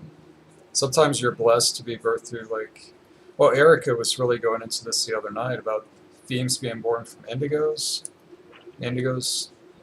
carrying, like, still having the genetic capacity to, they still carry the theme codes for a theme to birth. Yeah, I'm sure. Also goes into the other kind of thing with, I think we actually talked about this also, where if you're doing KS techs now, how much does the frequency, because we're all indirectly connected to each other anyway through the family line. So if we are doing KS, how is that going to affect the wider family? Because it kind of goes into all the things with free will and everything else. Yeah, implications on free will. Well, what have you guys found with like your parents and siblings and things like that? Like, have they gotten, has there been a sense of them like getting more into just like spirituality in general, or what? I personally can identify like where the guardian lines were in my family, like to my grandfather and then to my mom, like how it was preserved. Like there's a line there for me to connect to through my grandfather. Like once you kick on your codes, you can kind of identify that in your own family, like where they are. But with siblings, like I have 2 sisters also, and I'm not in touch with them at all. And I even grew up with this feeling like I was my mother's son in some ways, but I was really much my father's son still. On like more of an ego level, I guess. They used to call me Little Rex because I looked just like him, and I really looked up to him. He's a basketball coach and a runner, a track coach, and always took me everywhere he went. It's just really good bonding at a young age. But I always felt like that my sisters were like his line, and that I was my mother's line type thing. And my mom had the same thing also, like with her siblings. So I think, in families, you can kind of identify your soul family amidst the blood family. If you the more you heal, the more it kind of stands out. Like, okay, this is, sometimes you naturally drift off or you didn't resonate with some sides of the family or cousins, different things. It's just been my experience. Right. What have you seen, Steve?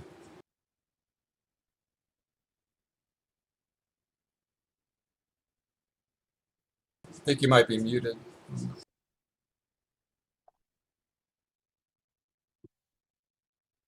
How's It's that? not muted. Oh, there There we go. Now we That's can up. hear you. You can hear me now? got 2 mics. Yeah. So, yep. 2 mic Okay, buttons. cool.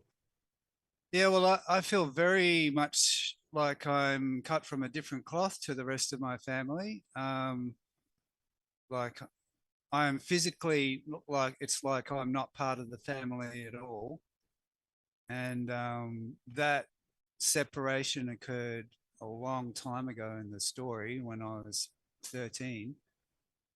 And but at the same time, I feel like that whatever work I'm doing with this work that we're doing together, that it is supposed to help heal them as well. But I don't really know. I don't have any way to ascertain like evidence to know what that looks like because I'm not really in communication with them. I think she's mentioned that also, like whatever healing you experience, you're passing it on. There's more wider potential for your family to have the same healing. Well, I do It's hope free so. will. I do hope so. Yeah. Yeah. because I think both sides of my family, the father and the mother's side, are definitely both carrying a lot of damage of a different nature on each side. And, you know, you can just see the same kind of damage all around in the greater society at large. So, yeah, it's I get the feeling that I was dropped into this family to kind of help clean up a mess. Hmm. It's been a big job. Yeah. It's kind of what indigos do. They take nosedives into these. The more I study and learn about it, I can resonate with that part of it. It's like, and I think Erica was talking about this. I was watching some replays last night. That a lot of us are dropped into these, like, a lot of very traumatic situations, and the trauma itself actually heals, like it triggers the thing within us that heals it, and it heals it in the family as well. It's an interesting perspective, and I could definitely relate to it. Well, to acknowledge that you purposely birthed into a bloodline, that statement alone carries a lot of. Oh, it's big. It's really big to try and get your head around it, because up to that point, I know for me as a child, it's just like, there is no way I could have agreed to have been born into this situation. Yeah. But on a soul level. That was all put upon me, you know, and I couldn't get out from under it. But now with some maturity and, you know, your recollection of the events themselves, the way you process it changes over the time. The more you learn and the more you heal within yourself. So it becomes an entirely different thing. The story becomes different. Yeah, it's interesting. I definitely don't look at it the same way now as I did when I was in the middle of all that stuff. There's no way I could admit to myself that some part of me had volunteered to jump into the middle of that. Yeah. No way. It's like living in two worlds. Yeah. But there's a lot of distance in time between now and then, and I've had plenty of time to process it. And as more and more life is experienced and the story grows and grows, my understanding grows and grows. I don't process any of that stuff in the same way anymore. And it's like I was saying in the discussion we were having the other night, I actually like myself a lot. I like the person that I am, and I'm glad I went through it. It's just like, I do hope it's healed the family line, not just now, but through time, back through time, that it's helped. Because when you look at our recent history, like we were discussing when Paul was online, you know, we have this history of the British Empire, the French Empire, all of these various things going on in the world that were incredibly violent, and the infliction of massive trauma against each other on a constant basis. I've seen through my family line into living, like people living in such absolute squalor back in the 1700s that it's unimaginable. And I went through this process of a few weeks ago, and I think I'm still in it now, of clearing the effects of that in my DNA, because I carry it as part of my own family lineage. And it's absolutely awful how, like, the sense and some of the visions I've seen of how these people lived, absolutely awful. And the kind of trauma being inflicted by people not only of the same social standing, who were really doing awful stuff to each other, but this hierarchy, the infliction of trauma from the top down and from the bottom back up again.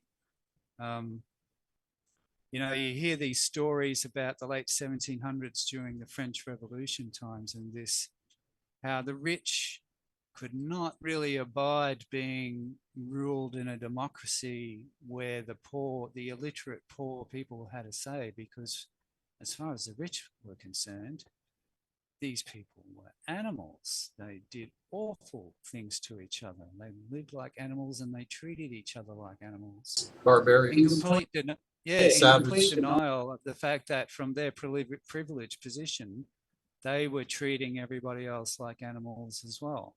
Yeah. So during this colonial history that we all also carry in our lineage, we have this history of trauma that we're literally carrying in our genes, inflicted upon Indigenous people, but also upon each other. Yeah. Settlers against settlers in Australia, you know, we have this history where it was established as a penal colony, as a giant prison. Yeah. Where they sent all of these people who they would just basically round up off the streets, particularly in Ireland in 1798 with the Irish Rebellion. They just rounded up people who were standing around and sent them on a boat. You know? Well, Erica was pointing out how that was pretty common with all of our countries, that they originally just wanted to keep us in prisons. You can go to Asia or Japan, China, anywhere in the world, and this vibe that was hanging over the planet meant that this same kind of flavor of trauma was being inflicted by everyone on everyone. Yeah. So it doesn't really matter which part of the world you come from, we've all got it in us. It's such a broader perspective to think about, because it always stuck with me that Australia was originally for that as like a prison, like this big prison island, Alcatraz or something. But when she brought that perspective, like, no, that's everyone, that's all of us. They were wanting to keep all of us, and when any country that formed was, you know, them at the top and you in the prison. Yeah, so I do, you know, because you know, my perceptions are not clear, so I'm not seeing in the subtle realms how it's all working yet. So I do hope the work that I'm doing on my own DNA is, you know, helping my mother and my brothers and whatever. And I do hope it's helping the ancestors, because I know this stuff, it doesn't work in linear time the way we're perceiving it. Like I was saying the other day, I had a very powerful experience a few days ago where I felt beings that were connected to me, coming to me from ancient Egypt, and I think Akhenaten's times, because they were looking for their own connection through the Crystal River host out of their situation. So I think the Crystal River itself is sort of like it's expanding out through, like with what we're seeing here with probability cells and various incarnational cells. It's expanding out in a non-linear way through whatever other incarnations we've got scattered backwards and forwards in the time matrix.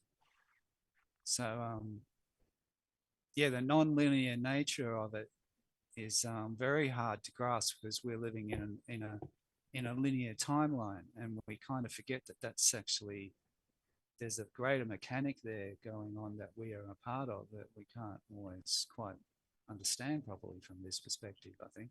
That's why I love this workshop, because it's talking about time. Yeah. And I haven't even scratched the surface on KDVL2 and the time wave mechanics, and I think this is probably the building blocks to get to that. That's why I'm being drawn to it. And I'm just really drawn to time wave and time travel stuff to begin with. So it's like going back to this, or it's probably going to help understand more of the KDVL2, what she's talking about. Yeah, no, I do have, probably since January last year, I've been having more and more experiences where I'm sensing other incarnational cells and probabilities all kind of like making a connection. And from what the chart that we were looking at, it seems to be in that unconscious realm still, but I'm seeing glimpses of it in dream time and whatever. So it's not like I can just access it and tell you all about it, because I can't, not yet. But those connections and this crystal river flow is doing its thing through those connections. So I think this connects very much also to the stuff in sliders about our heroic self. Like, there's one incarnation that's the heroic self, so to speak, and that becomes the anchor point, which kind of pulls everybody else together through that healing point and creates the bridge. Right. Yeah. Yeah, I love sliders. It's all connected. So I have watched sliders, but I haven't done all the text in sliders yet. So I think this year it's going to be my mission. After watching this with all of you guys again, I realize I probably will have to review all of this material as well. So Yeah. I've kind of set myself a little task to finish sliders and to review all of this. Go through the text again, because there's only one or two techniques I do regularly, and the rest is just like, oh, that's too much. I can't do it all. Right. but Maybe yeah, we'll do I a do hope- slider stream What was that, also. sorry? Maybe we'll do a slider study also, stream where we go back. It would be really good to revisit it. Well, yeah, I do know there's a lot in the sliders material, and even in just before the beginning of sliders, that's very much connected. You know, there is a discussion of the plasmas and all of that, even back in those workshops, and it's very much connected to what we're studying now. See, I don't see the big rift there that other people have gone through the shield split and whatever. I don't see a rift there. To me, there's very much a coherent flow in the work. But, you know, I didn't go through the trauma of all that human drama that went down. I was oblivious to all that, living my own life. So I'm not carrying that emotional burden of having been hurt so badly or whatever, you know. But yeah, to me, it's all very coherent. There's there's a great. Oh, I'll just stop there. It's I'm starting to ramble now. All right. Does anybody else have anything? I'm going to start the stream if not. Yeah, sure. Okay. One central cosminus core. One cosminus core contains the 7 plasma suns of eternal internal creation and the 8th hidden sun, which is actually the large one that actually holds the whole thing and also would be represented by this part as well. So it's the field that the rest of it sits in. So you've got 7 cosmia in this one. And for a while there we thought, that's where it stops, right? That's the whole picture. Nope. It's even bigger. Next one, please. As we know in external creation. So this has to do with the Ahura-gami sets. Next one, please. I think that's more words. I'm just touching base with the words. We've covered the Ariana, the Kai, the house of the 24 dominions and the 3 domiciles of the dominions, the EFFI field, EFFI flows, EFFI currents, the Epheron crystal, and the house of EFFI. So just real quick, just one of these subjects alone, we were trying to break down into a study on SkyPod a few years ago. The Chi and Chi wave, that is really extensive. So we might do that again as well. And this refers to the whole of it, the EFFI infinitum. Now I'll show you the pictures that go with that, because understanding the visuals of where we built from the cosmea to the cosmia, now there's going to be sets of cosmia that form the Ahura-gami, which eventually form the EFFI field. And it's the EFFI infinitum field that we're going to be projecting directly to. And it's from these levels where there isn't any place bigger and higher. These are the full spectrum of creation currents that exist. Finally, when we reach the EFFI infinitum level, because it's an eternal life matrix, and that means they send us in, and we will bring the frequencies back, and we'll run the fail-safe, and then game over. So that kind of thing. You know. And just real quick, I want to put up this website here. Let's see.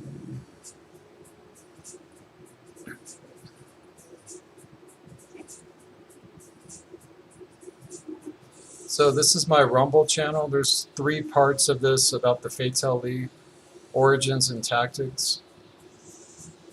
These actually got taken down off my YouTube, but they're still staying on Rumble. And really good information about the history of EFFI, eQuery.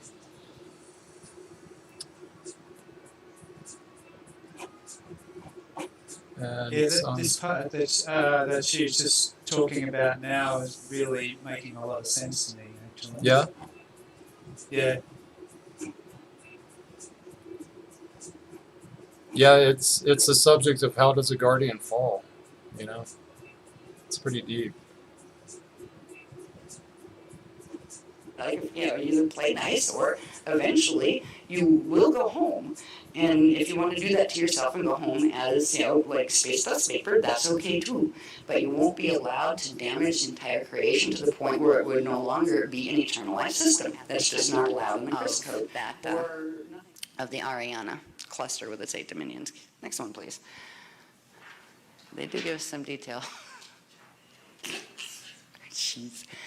Okay. Excuse me.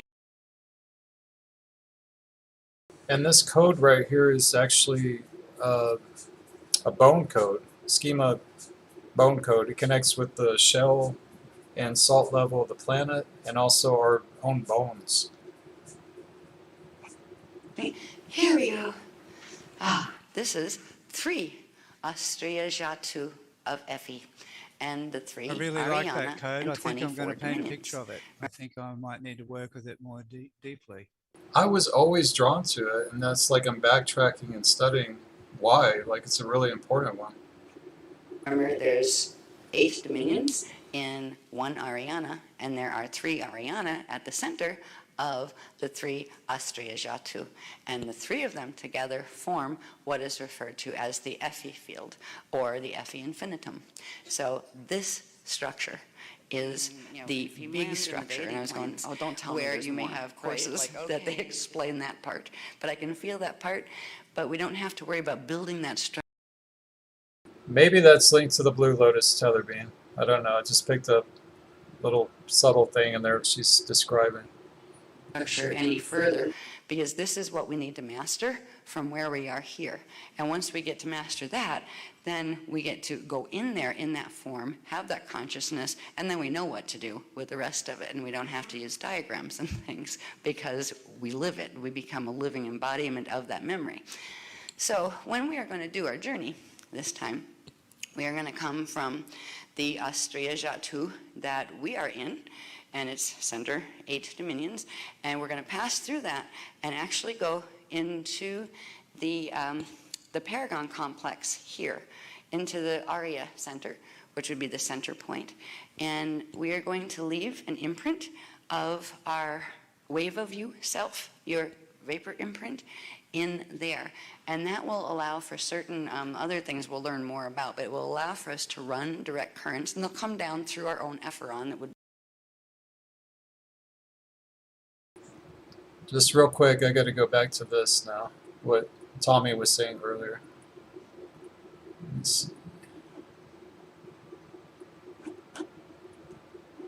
So you notice that's the same code here. And this is KDDL2. So that's we're doing a quantum leap to KDDL2 from 2014 now. So do you see how this kind of evolved here? Yeah, you can kind of see where the shield of Trua, like you can see it in there. She doesn't point it out, but you can see its shape made from like the 3 circles interconnected. Because these are the 3 domain orientations. I don't think that information was brought in yet, but these are basically those, right? Yeah, it wasn't brought in yet.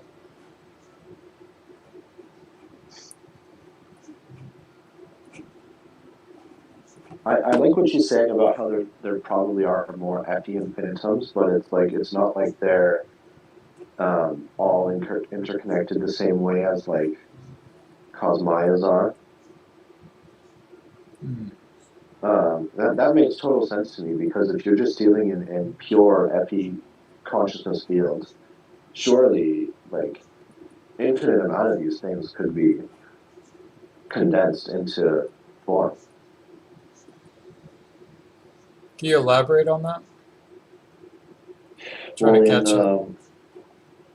In I think this was in KDDL3, she talked about how these EFFI bubbles are originally formed, and she described it as like a condensation of pure EFFI non-conceptuality, just pure EFFI bliss, EFFI consciousness, unindividuated, and eventually, like, these are like the bubbles themselves is like a condensation of that. And that would be like one EFFI bubble would be like a condensation of pure EFFI consciousness. And then all the structures inside and everything would start to be generated. But that could probably, like, there's probably not just one EFFI infinitum Right. of manifest creation. There's probably an inconceivable amount. Wow. We would just never come into contact with that unless we were fully, maybe totally embodying pure EFFI bliss. Then from direct cognition, like she said, I think we would probably know about them. But at Yeah. that point, that's just like Maybe there's like a we'd be little completely EFFI, unindividuated. like an EFFI council that's kind of convening, and they're hopping into these different EFFI Ryan points or different other EFFI creations. That would be absolutely wild. so expansive to you even probably touch on could. that. I know, but it probably could happen because the energy gets pumped in to the EFFI infinitums from the middle, right? Like those three balls, like two become three, become one. It's like the particle, particle. Yeah, on a similar level. But if you remember the plasma seed manifestation, Yeah. where you're doing that two become three, become one, or whatever it is, three become two, become one, on a micro level, and that's why the manifestation works so well, because you're literally manifesting. Oops, my AirPods just died. I think my AirPods just died, but yeah, you're literally manifesting on that level. But yeah, like the energy comes into the EFFI from those three domain orientations acting as like from the very middle points. So you could say the middle, this just reminded me of something from Buddhism actually. But you could say the middle of the EFFI infinitum is like in a similar way to like the flame of Cosmea, like the middle of the EFFI infinitum is where that like pure energy just gets pumped in, and that's how like manifest creation is made. So in that way, like perhaps another EFFI council could like come in and enter our EFFI bubble, urea bubble or whatever, urea bubble, yeah. But it would be so like that's such a transcendent level that I don't even know. Yeah.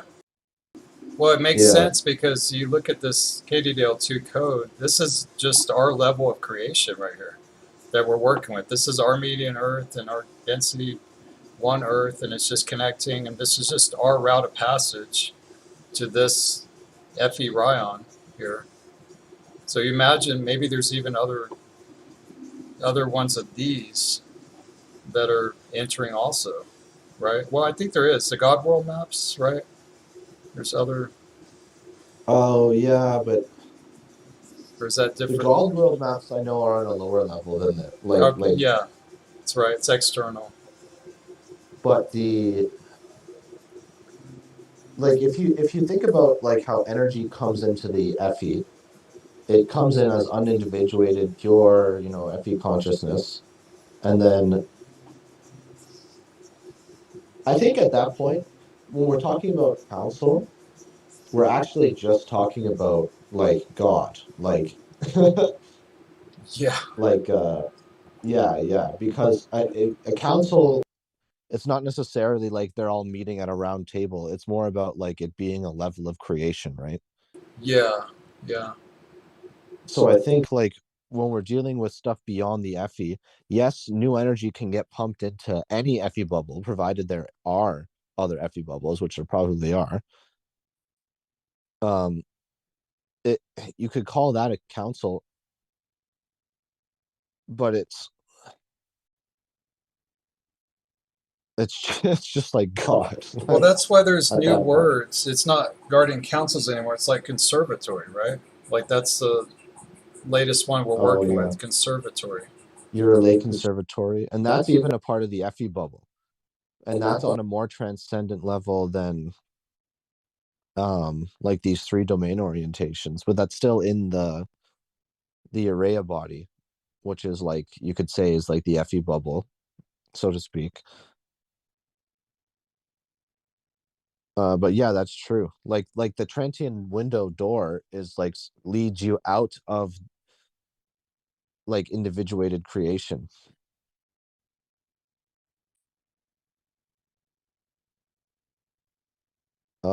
Yeah, that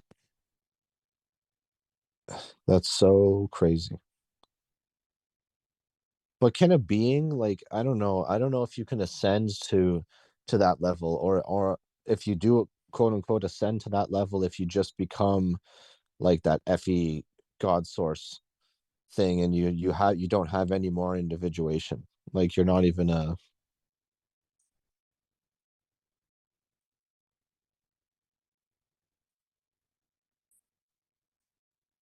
Is it even ascension at that point? I don't know. This is I just Googled it. This is the definition of conservatory. She's using, I think, KIN.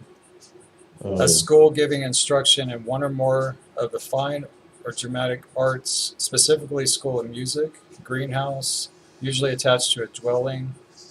So it's probably, it's going to be different. Maybe related. Yeah, because it's Yeah. conservatory, but I like the greenhouse. That's what I picture Yeah, me when I think too. about Stood out. conservatories, like a greenhouse. Oh, there's some pictures. Where- Whoa. Pictures Oh of yeah. them. Or let me You're zoom a it lay back out here. conservatory. Well, you could say like the Araya body is like a greenhouse. Like there's this whole thing that's going on inside of it. It's pictures of them. Look at that. That's kind of the visual I get too. I think there was it KDL2 where we were traveling to that dome structure? Kind of similar. Yes. Working with the Yeah, rainbow yeah. reservoirs. Yeah. Oh, that was KDL3, but also KDL2 there was the dome, but that was KDL3, yeah. Okay. So it's like a structure. It's just a creation structure. It's not a council. It's like just the structure type place. Yeah. But Yeah. I think that like there could be like an individualized like I think from sliders on, the quote unquote councils started actually being structures that they could like some individual part of that structure could come down and that would kind of be like a being, but not in the same sense as like a human being. Right. But like it's not necessarily humans meeting around like humanoids meeting at a table. It's like if you remember from the virtues workshop where like she said that in like Buddhism and Hinduism, the virtues themselves will manifest as those deities so that people can work with the virtues, but the virtues themselves are just like big consciousness fields. They're not actually like individual beings. Mm-hmm. I think we're dealing on that level when we're dealing with like the conservatory and stuff like that. Like they're not really councils. It's more like if any part of that like frequency from the conservatory, for you to work with that, it would be kind of like you're working with a being, but really you're just working with part of that level of creation itself. Right. That we pass through also. It's like part of something. There's like a familiarity with it. Yeah. Okay. I'm going to continue. Be the center point in our, like the Austria Jatu that we are in, one of these.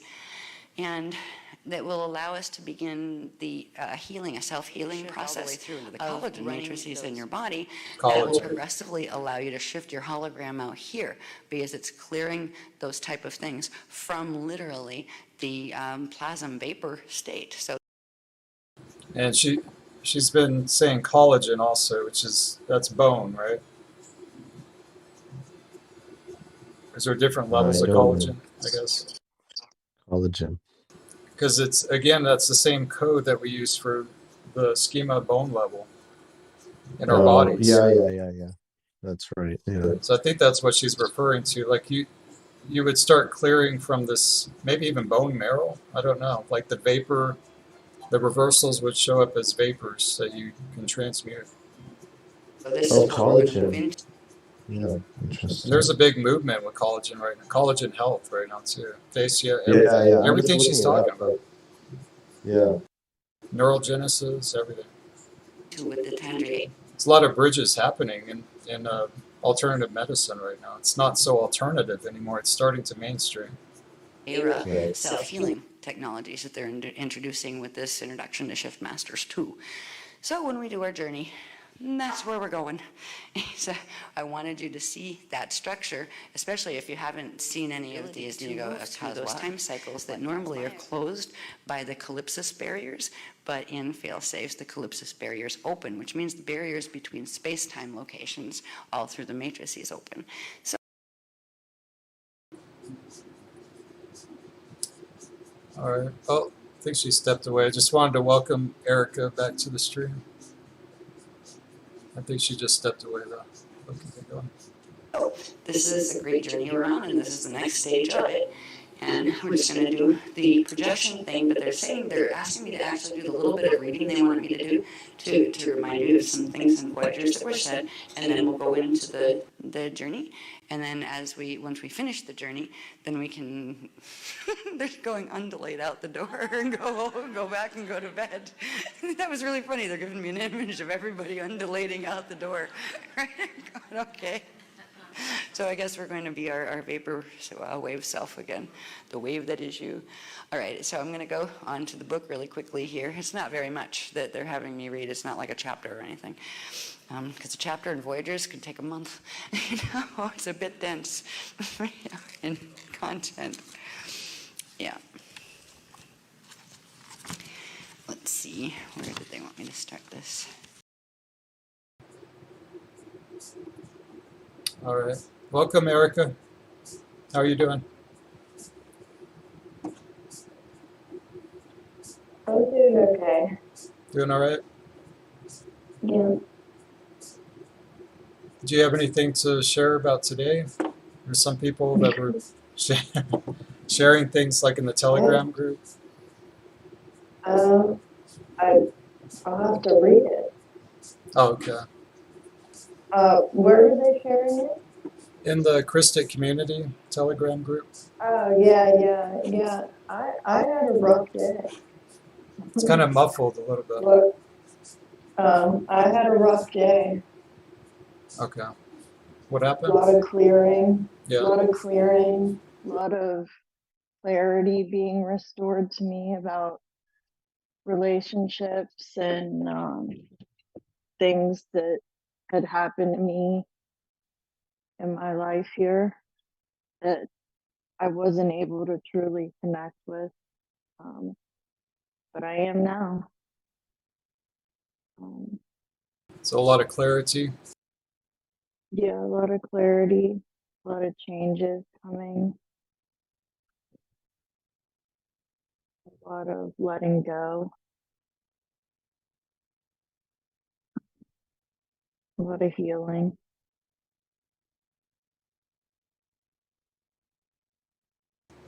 You think it was from the date? Like this is the first day of the peak, I think? I can't be a coincidence, is it? I don't Right. even feel like I was really focused on the date. Yeah. But maybe my future self was. Right.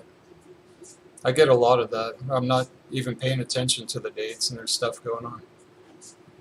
Yeah. Try to avoid the placebo stuff. Yeah, I feel like I like got picked up and dropped off somewhere else. Like my life is unrecognizable right now. Yeah. Yeah, I'm seeing a lot of shift in people around me.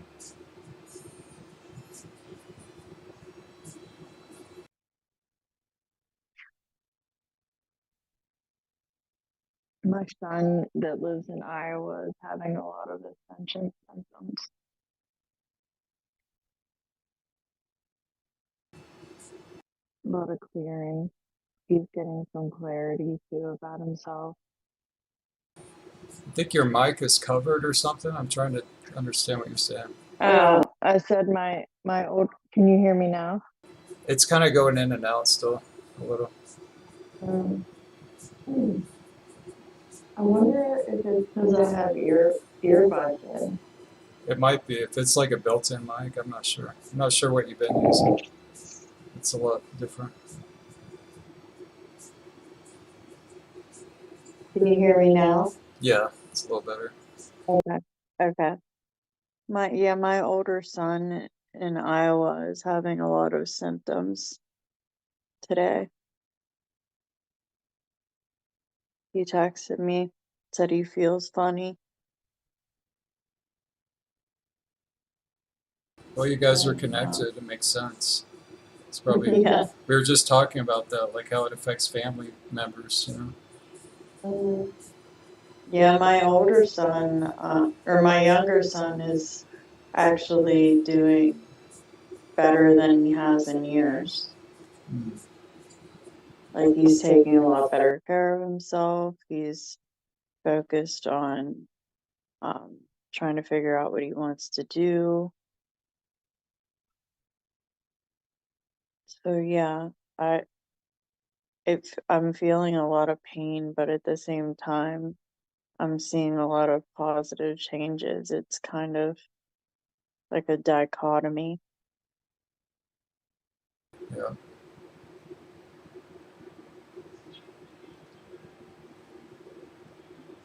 Well, we're still kind of journeying our way through August here.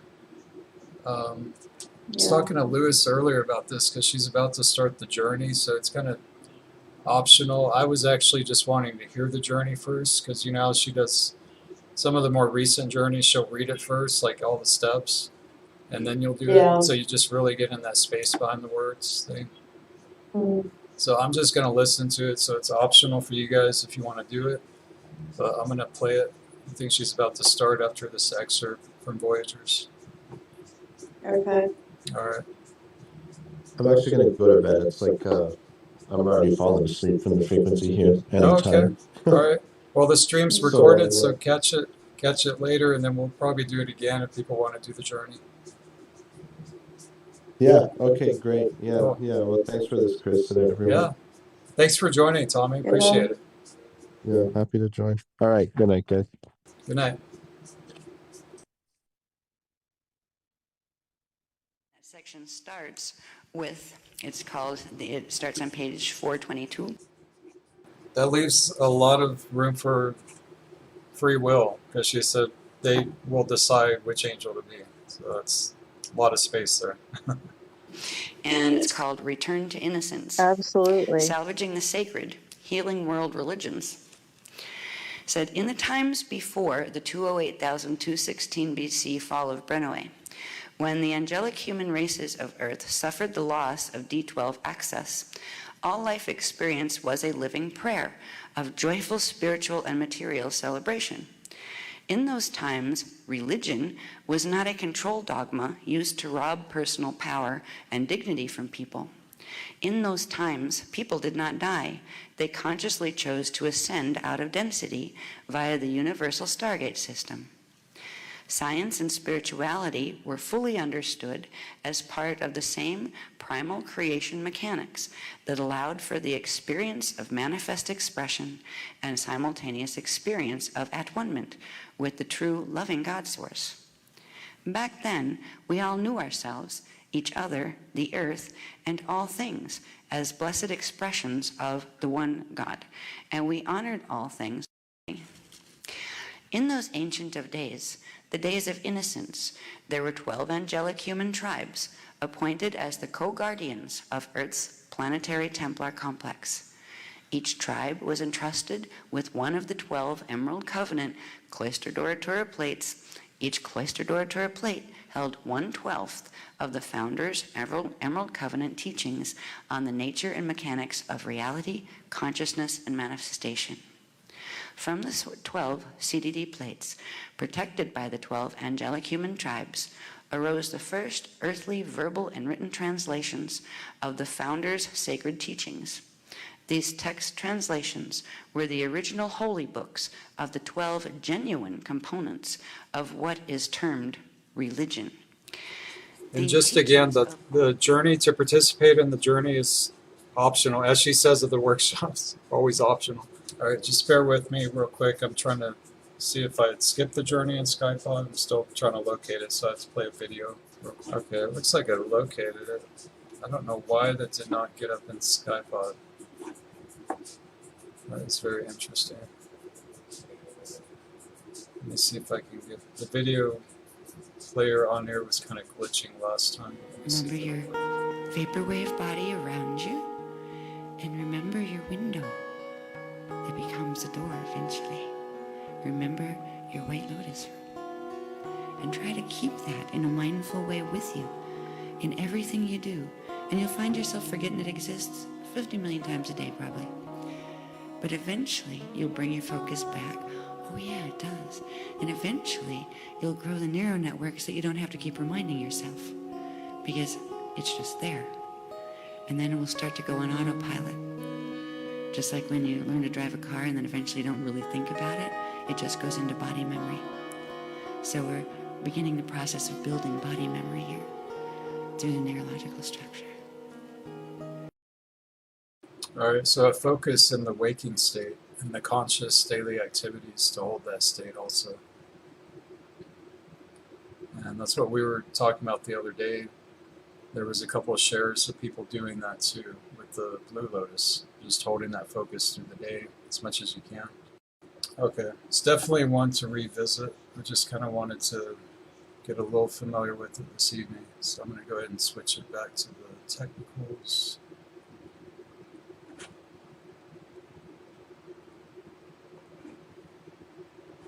The Ahuragon mesh progressively activates within the Tanchiti membrane.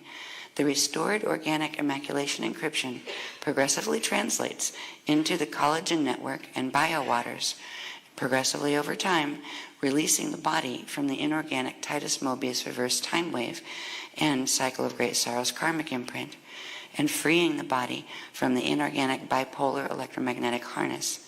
Well, I got to rewind this a little bit. Catch the beginning of it here. Yeah. Yeah, on the plate, the 3. Yeah, 3. Yep.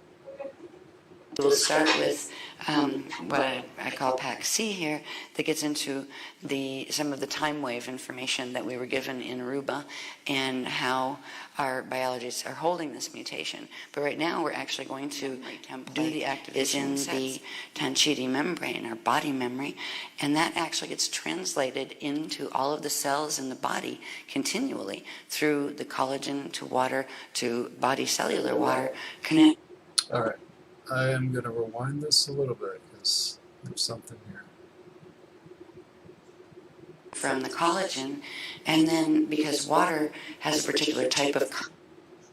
Let's see if I can... Okay, there was another one also. Let's see where that's at. I'll go ahead and play it. Consciousness that it can broadcast to all others of its kind. It sends that encryption all the way through all of the water in the body. So it encodes all of the water in the cells and all of that with whatever program is held in the Tanchiti membrane that goes into the collagen, that goes into the bonded water, that then goes into all of the body waters. So they said the body memory template is held within the Tanchidi membrane. It programs all biocells with replicates of its encryption via the collagen network and the biowaters. So our memory template is in the Tanchidi membrane, our body memory, and that actually gets translated into all of the cells in the body continually. That would be the next layer out. And this is in what's called the middle fascia. So the inner fascia held the level 1, the middle fascia holds the level. Okay, so I wanted to pause it right here because this chart actually can be expanded with the wheel freedom chart. I'm going to pull that up real quick because there's unconscious level and subconscious that is on this other chart.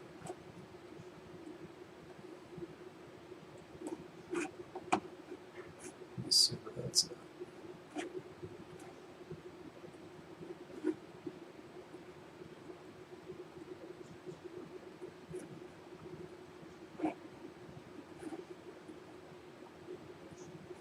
Oh, Right. Lewis, I hear you. huh? I hear you. Oh, it is. You waking up?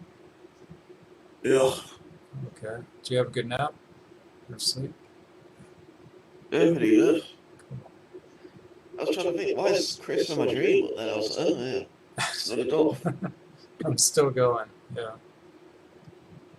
I think there's almost like a chart that we could put together because I keep having to go back and forth to this will freedom chart and the plasma Okay. body chart. So it's the one that shows the subconscious, unconscious, and conscious. That's interesting. Yeah. What manuals? Like, is there anything we can? Did you miss anything? Is that what you said? I think I missed some of it. Yeah, I'll have to rewatch it. Oh, okay. It's right around here.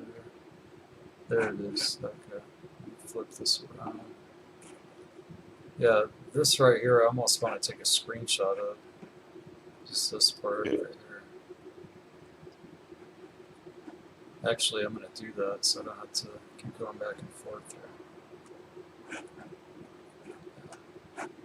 Get off of this. Yeah.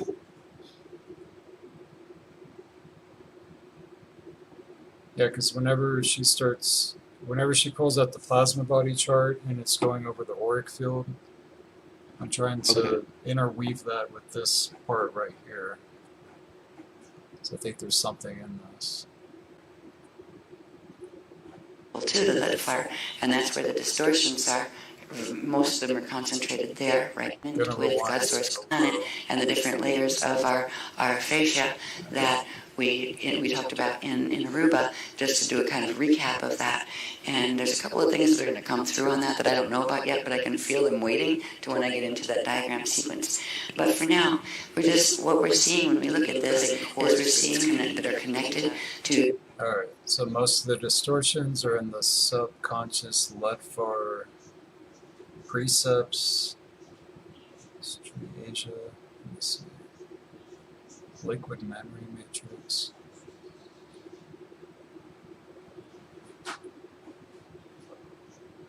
And subconscious is going to be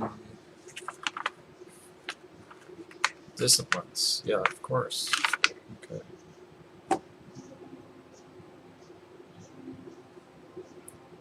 Ledfar, subconscious, Alon's blood, water. That would really make sense because of all the blood sacrifices and stuff that's done on this planet, that's been done throughout history and stuff. So that's why they're probably interfacing with that level first.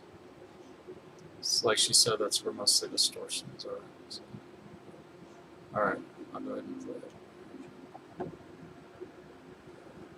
it. Certain parts of the grid, of the planetary grids, that go back. But we're also working on the bone level with the room with the view. schema codes. Back in time and forward in time into probabilities that are running the destiny of great sorrows. So we're going to be decoding that tomorrow. Or I keep calling it tomorrow. I mean, it's the next time I see you, which is tonight. So pardon my tomorrow thing on there. It's like wishful thinking on my part. Okay, third level, the schema level of our carousel membranes interfaces here on what's referred to as the outer fascia. And then here, the drama is connected with the Rasha mind. And the schema is actually supposed to be the deity mind. And right now, it's the station of our ego mind, which is basically controlling the epigenetic overlay, the ego. And that Okay, whoa.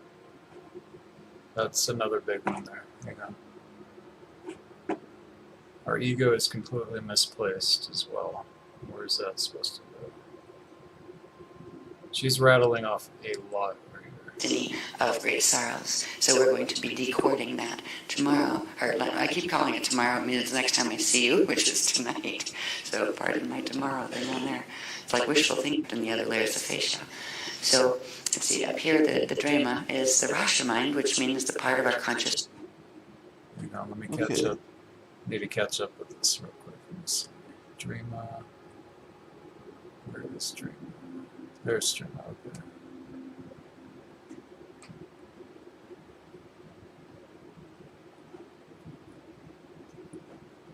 Just move this here. Alright, she just said something about the ego misplaced here. Consciousness that is in tune with the Rasha matrix, which is the dark matter system, and that is the next layer out here, and it actually runs through the muscle and the skin. I just had a notification. Okay. I can hear you again. And then we have the fifth level, the Ariana, and that's currently the non-conscious mind because it's complete.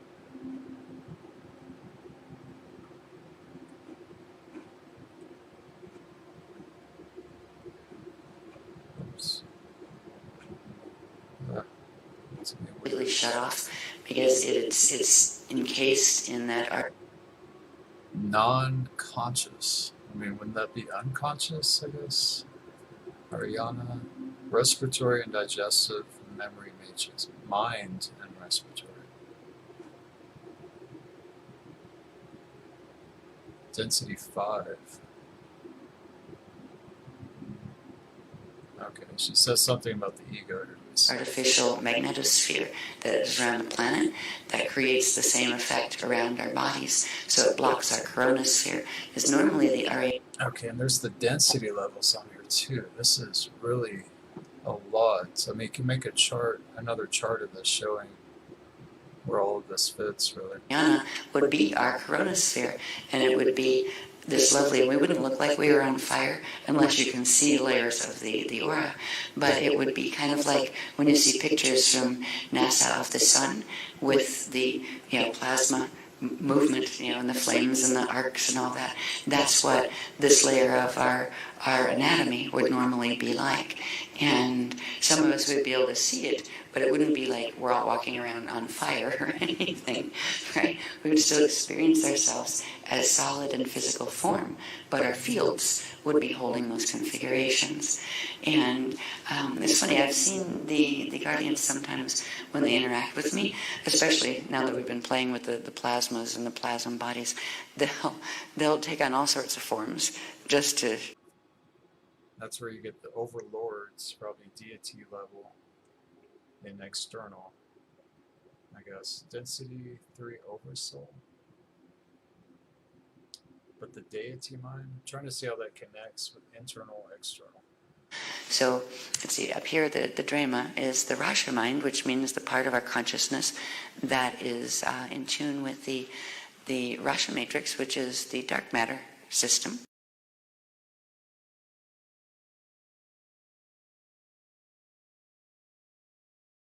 And then kind of did a pop thing and turned into this flame and just was a flame, just kind of standing there and still telepathing to me. And I said, do you like that form, or how about this? And then kind of poofed and turned into a cloud of mist. And I'm going, oh wow, right? That must be fun. So, yeah. So they've been trying to help me not be attached so much to the visual of forms, because form is not nearly as fixed as we've, That is pretty cool to like be consciously aware of, able to shift into like a cloud and different forms and playing around, like what she's saying, just playful. We tend to look at it here with our egos. So these would be the natural layers of our anatomy, of our plasma body anatomy, if it was working well. And as we move into the activations that we're going to do tonight, it's going to be progressively moving us back toward this natural structure. And we'll see tomorrow. I'm not going to go into the ones that show the distortions right now, but I will go into that a bit tomorrow tomorrow. I'll just let me have my tomorrow, okay? You know what I mean, right? When you go to sleep and when you come back, you'll come back through that little portal of positive experience. So it's really... Yeah, that makes a lot of sense, because you're actually working with subconscious, unconscious mind. So before drifting off to sleep, you really want to hold a really strong awareness and intention of trying to heal those levels and bridge them together. She talks about Saudi a lot, the Saudi state, where it's kind of like the launch pad to just travel, projection, travel, Proga.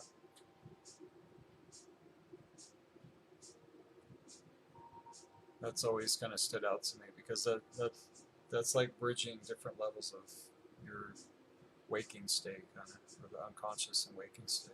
Really important to, in anything, to try to leave your last focus or last thought, be it before you go to sleep or before you shift from one activity to the other, leave it on a positive note. Even if it's a negative experience, find the good thing. Oh, well, it's a good lesson anyway, and upshift it, because that will actually create a difference in your waveform, and that will bring to you more of like waveform. So if you end everything with a positive, even if it's a negative experience at first, find the lesson in it. It's like, well, I know there is a lesson in here, so this is great, right? Whatever it is, it sets that grid to bring more, this is genuinely great stuff to you, instead of when you get caught in like more depressing states, and you get it, that does the same thing. It accretes more of depressing waves towards you, and that all of that affects your biochemistry. Around us. This is part of the plasma body. So these spheres behind us, it looks like. I don't know if this is picking up or not. Let me get the mouse on there. Alright. Where's that working?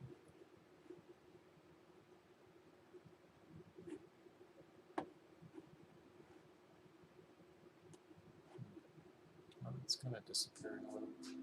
So there's one here.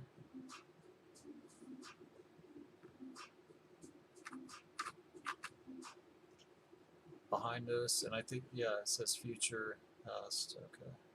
And then the one, and these points right here also would probably be significant. That one's right at the solar plexus, looks like, yeah, yellow. This one meets right at the root chakra, P lotus. It's another one that meets right at the heart. And I think all this right here is Aruba, what we're working on in Aruba, the Beastie Banshee mutation. Center there, and it's actually centered on chakra 3. So chakra 3 is the seat of mind. It is actually considered the seat of mind, not the brain, but the second brain. Sometimes it's referred to, I think, in some of the Eastern traditions. We have, again, that level 1, the Aswisha, the level 2, the Ludvar. That would be, and that's where our subconscious is actually located in our field. Just gonna pause this real quick to look at it.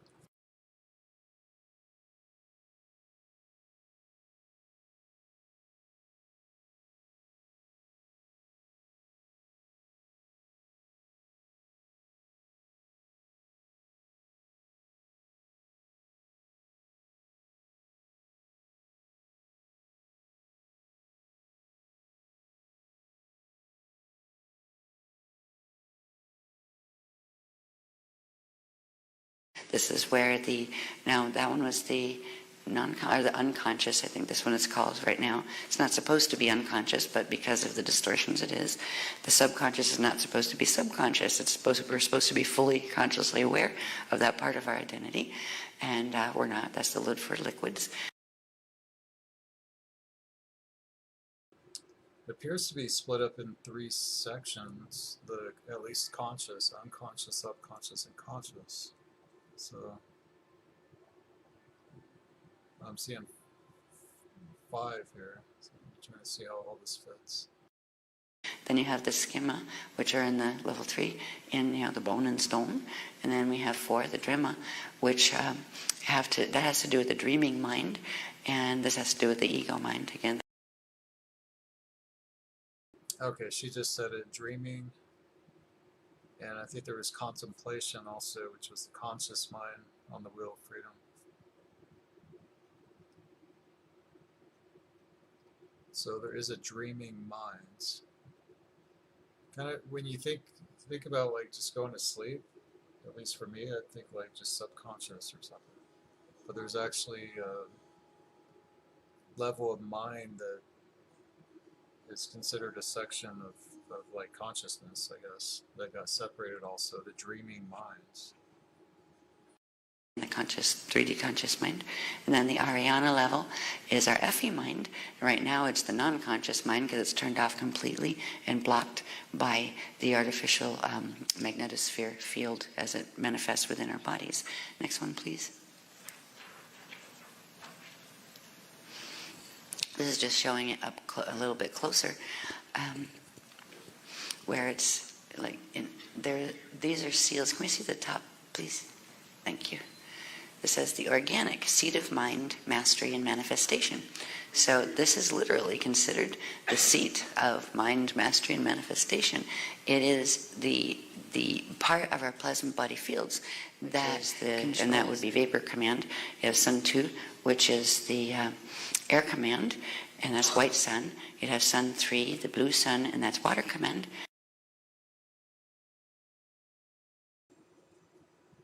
All right, let me catch up with this a little bit. So, looking at Ariana, wait. Is that mind? Okay. Ashwija, EFFI mind, currently unconscious mind. Ludfar, Ashwija, precepts mind, currently the subconscious precepts. Schema, the deity mind, currently the ego conscious mind. Dreama, Rasha mind, currently dreaming mind. Rasha dark matter is the dreaming mind. Okay. Eternal authentic. Yes, sun 4. And 4, you have 4 and 5 as they are in the cathedral complex. So that would be sun 4, the blue-green sun.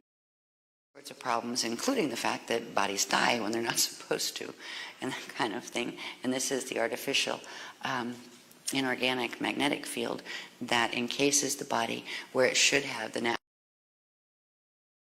All right, I'm actually going to pull up the chart so it's more clear because it looks kind of blurry when I zoom in here. So bear with me.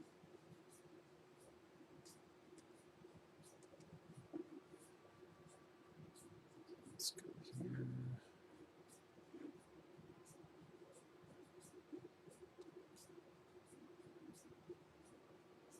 I think that's where she's at.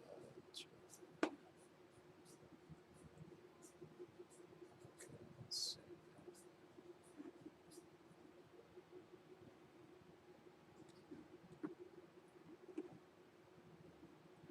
Let's see where we're at here.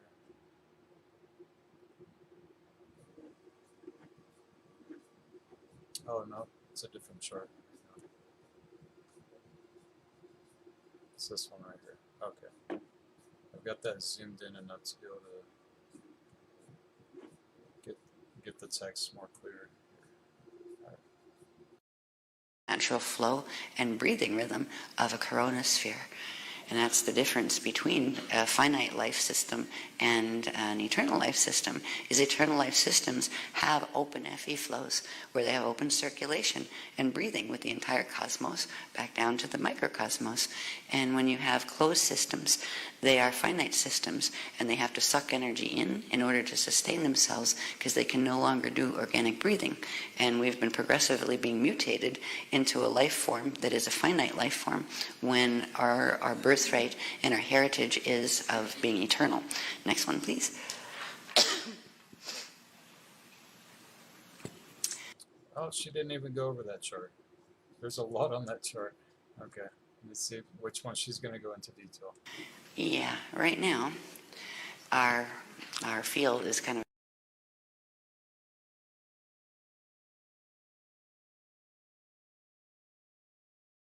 a mess. This is called the Cross of Tanaki and Curse of the Tanachi mesh. That Ahuragon mesh comes through right here, which means it will come through where that distorted encryption is in the Tanchiri memory.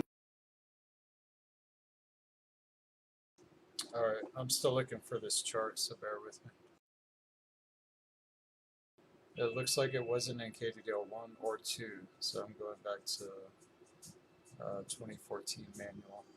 It's like it was specifically just in that manual.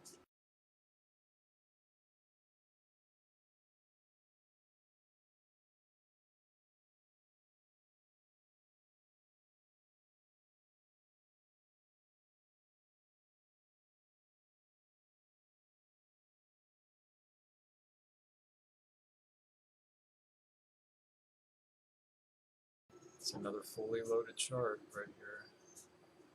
Okay, let me pull this up.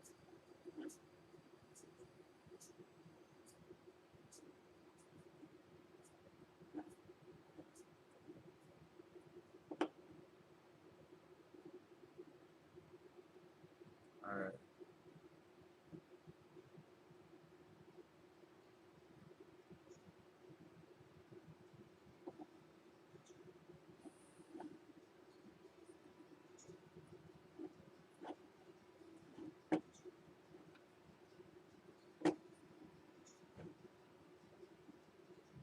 Let me straighten this out a little.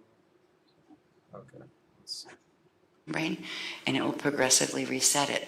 That's the only thing that can reset this until the integral bridge frequencies are progressively activated. We're supposed to have within the layer 1 on here.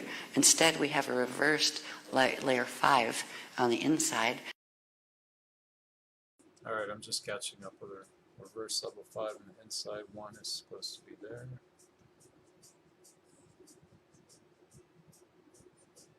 All right, so Ahura-gami covers the 5, eternal authentic 9. This is supposed to be the layer 5 of the fields, and we have a reversed level 1 out there, and we have this messy mess here between the Ludfar to level 2 Ludfar fields, the liquids, and the level 3 skin you're actually connected to, and you don't have a future that you're actually going to because you're in a time loop. That is deep, and it's all locked up in our anatomy. So I'm seeing KDDL 2 now because of the Mobius. She goes way further into that time wave mechanics. And that time loop is that cycle of great sorrows that on this planet fully started in the 208,216 BC Fall-Brinoe period. But this would be definitely really good building blocks, foundation for some of the KDDL 2. Period. So what we're beginning the process of now, and it took you can't change any of this until the integral bridge frequencies are progressively activated within the galactic. This is the next level activation that we have been working very hard to get to this point where we can do this, and this is what begins the process. Ooh, that is deep. There's a lot here we got to break down, and I'm flying solo right now, so I don't have many people's input to expand on it. I'm trying to crunch all this into my brain right now. I think Lewis is still waking up. So. Of reprogramming the collagen matrix, which you can imagine it like a part of ourselves that kind of goes, you know, that kind of thing. So goat brain was a phrase that got coined, and he started the phrase, and then Daphne found a great picture for it. All right, this is a really big chart, so I'm going to try to get it clear.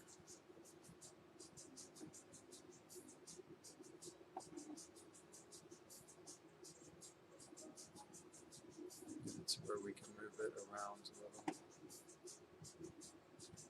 Oops.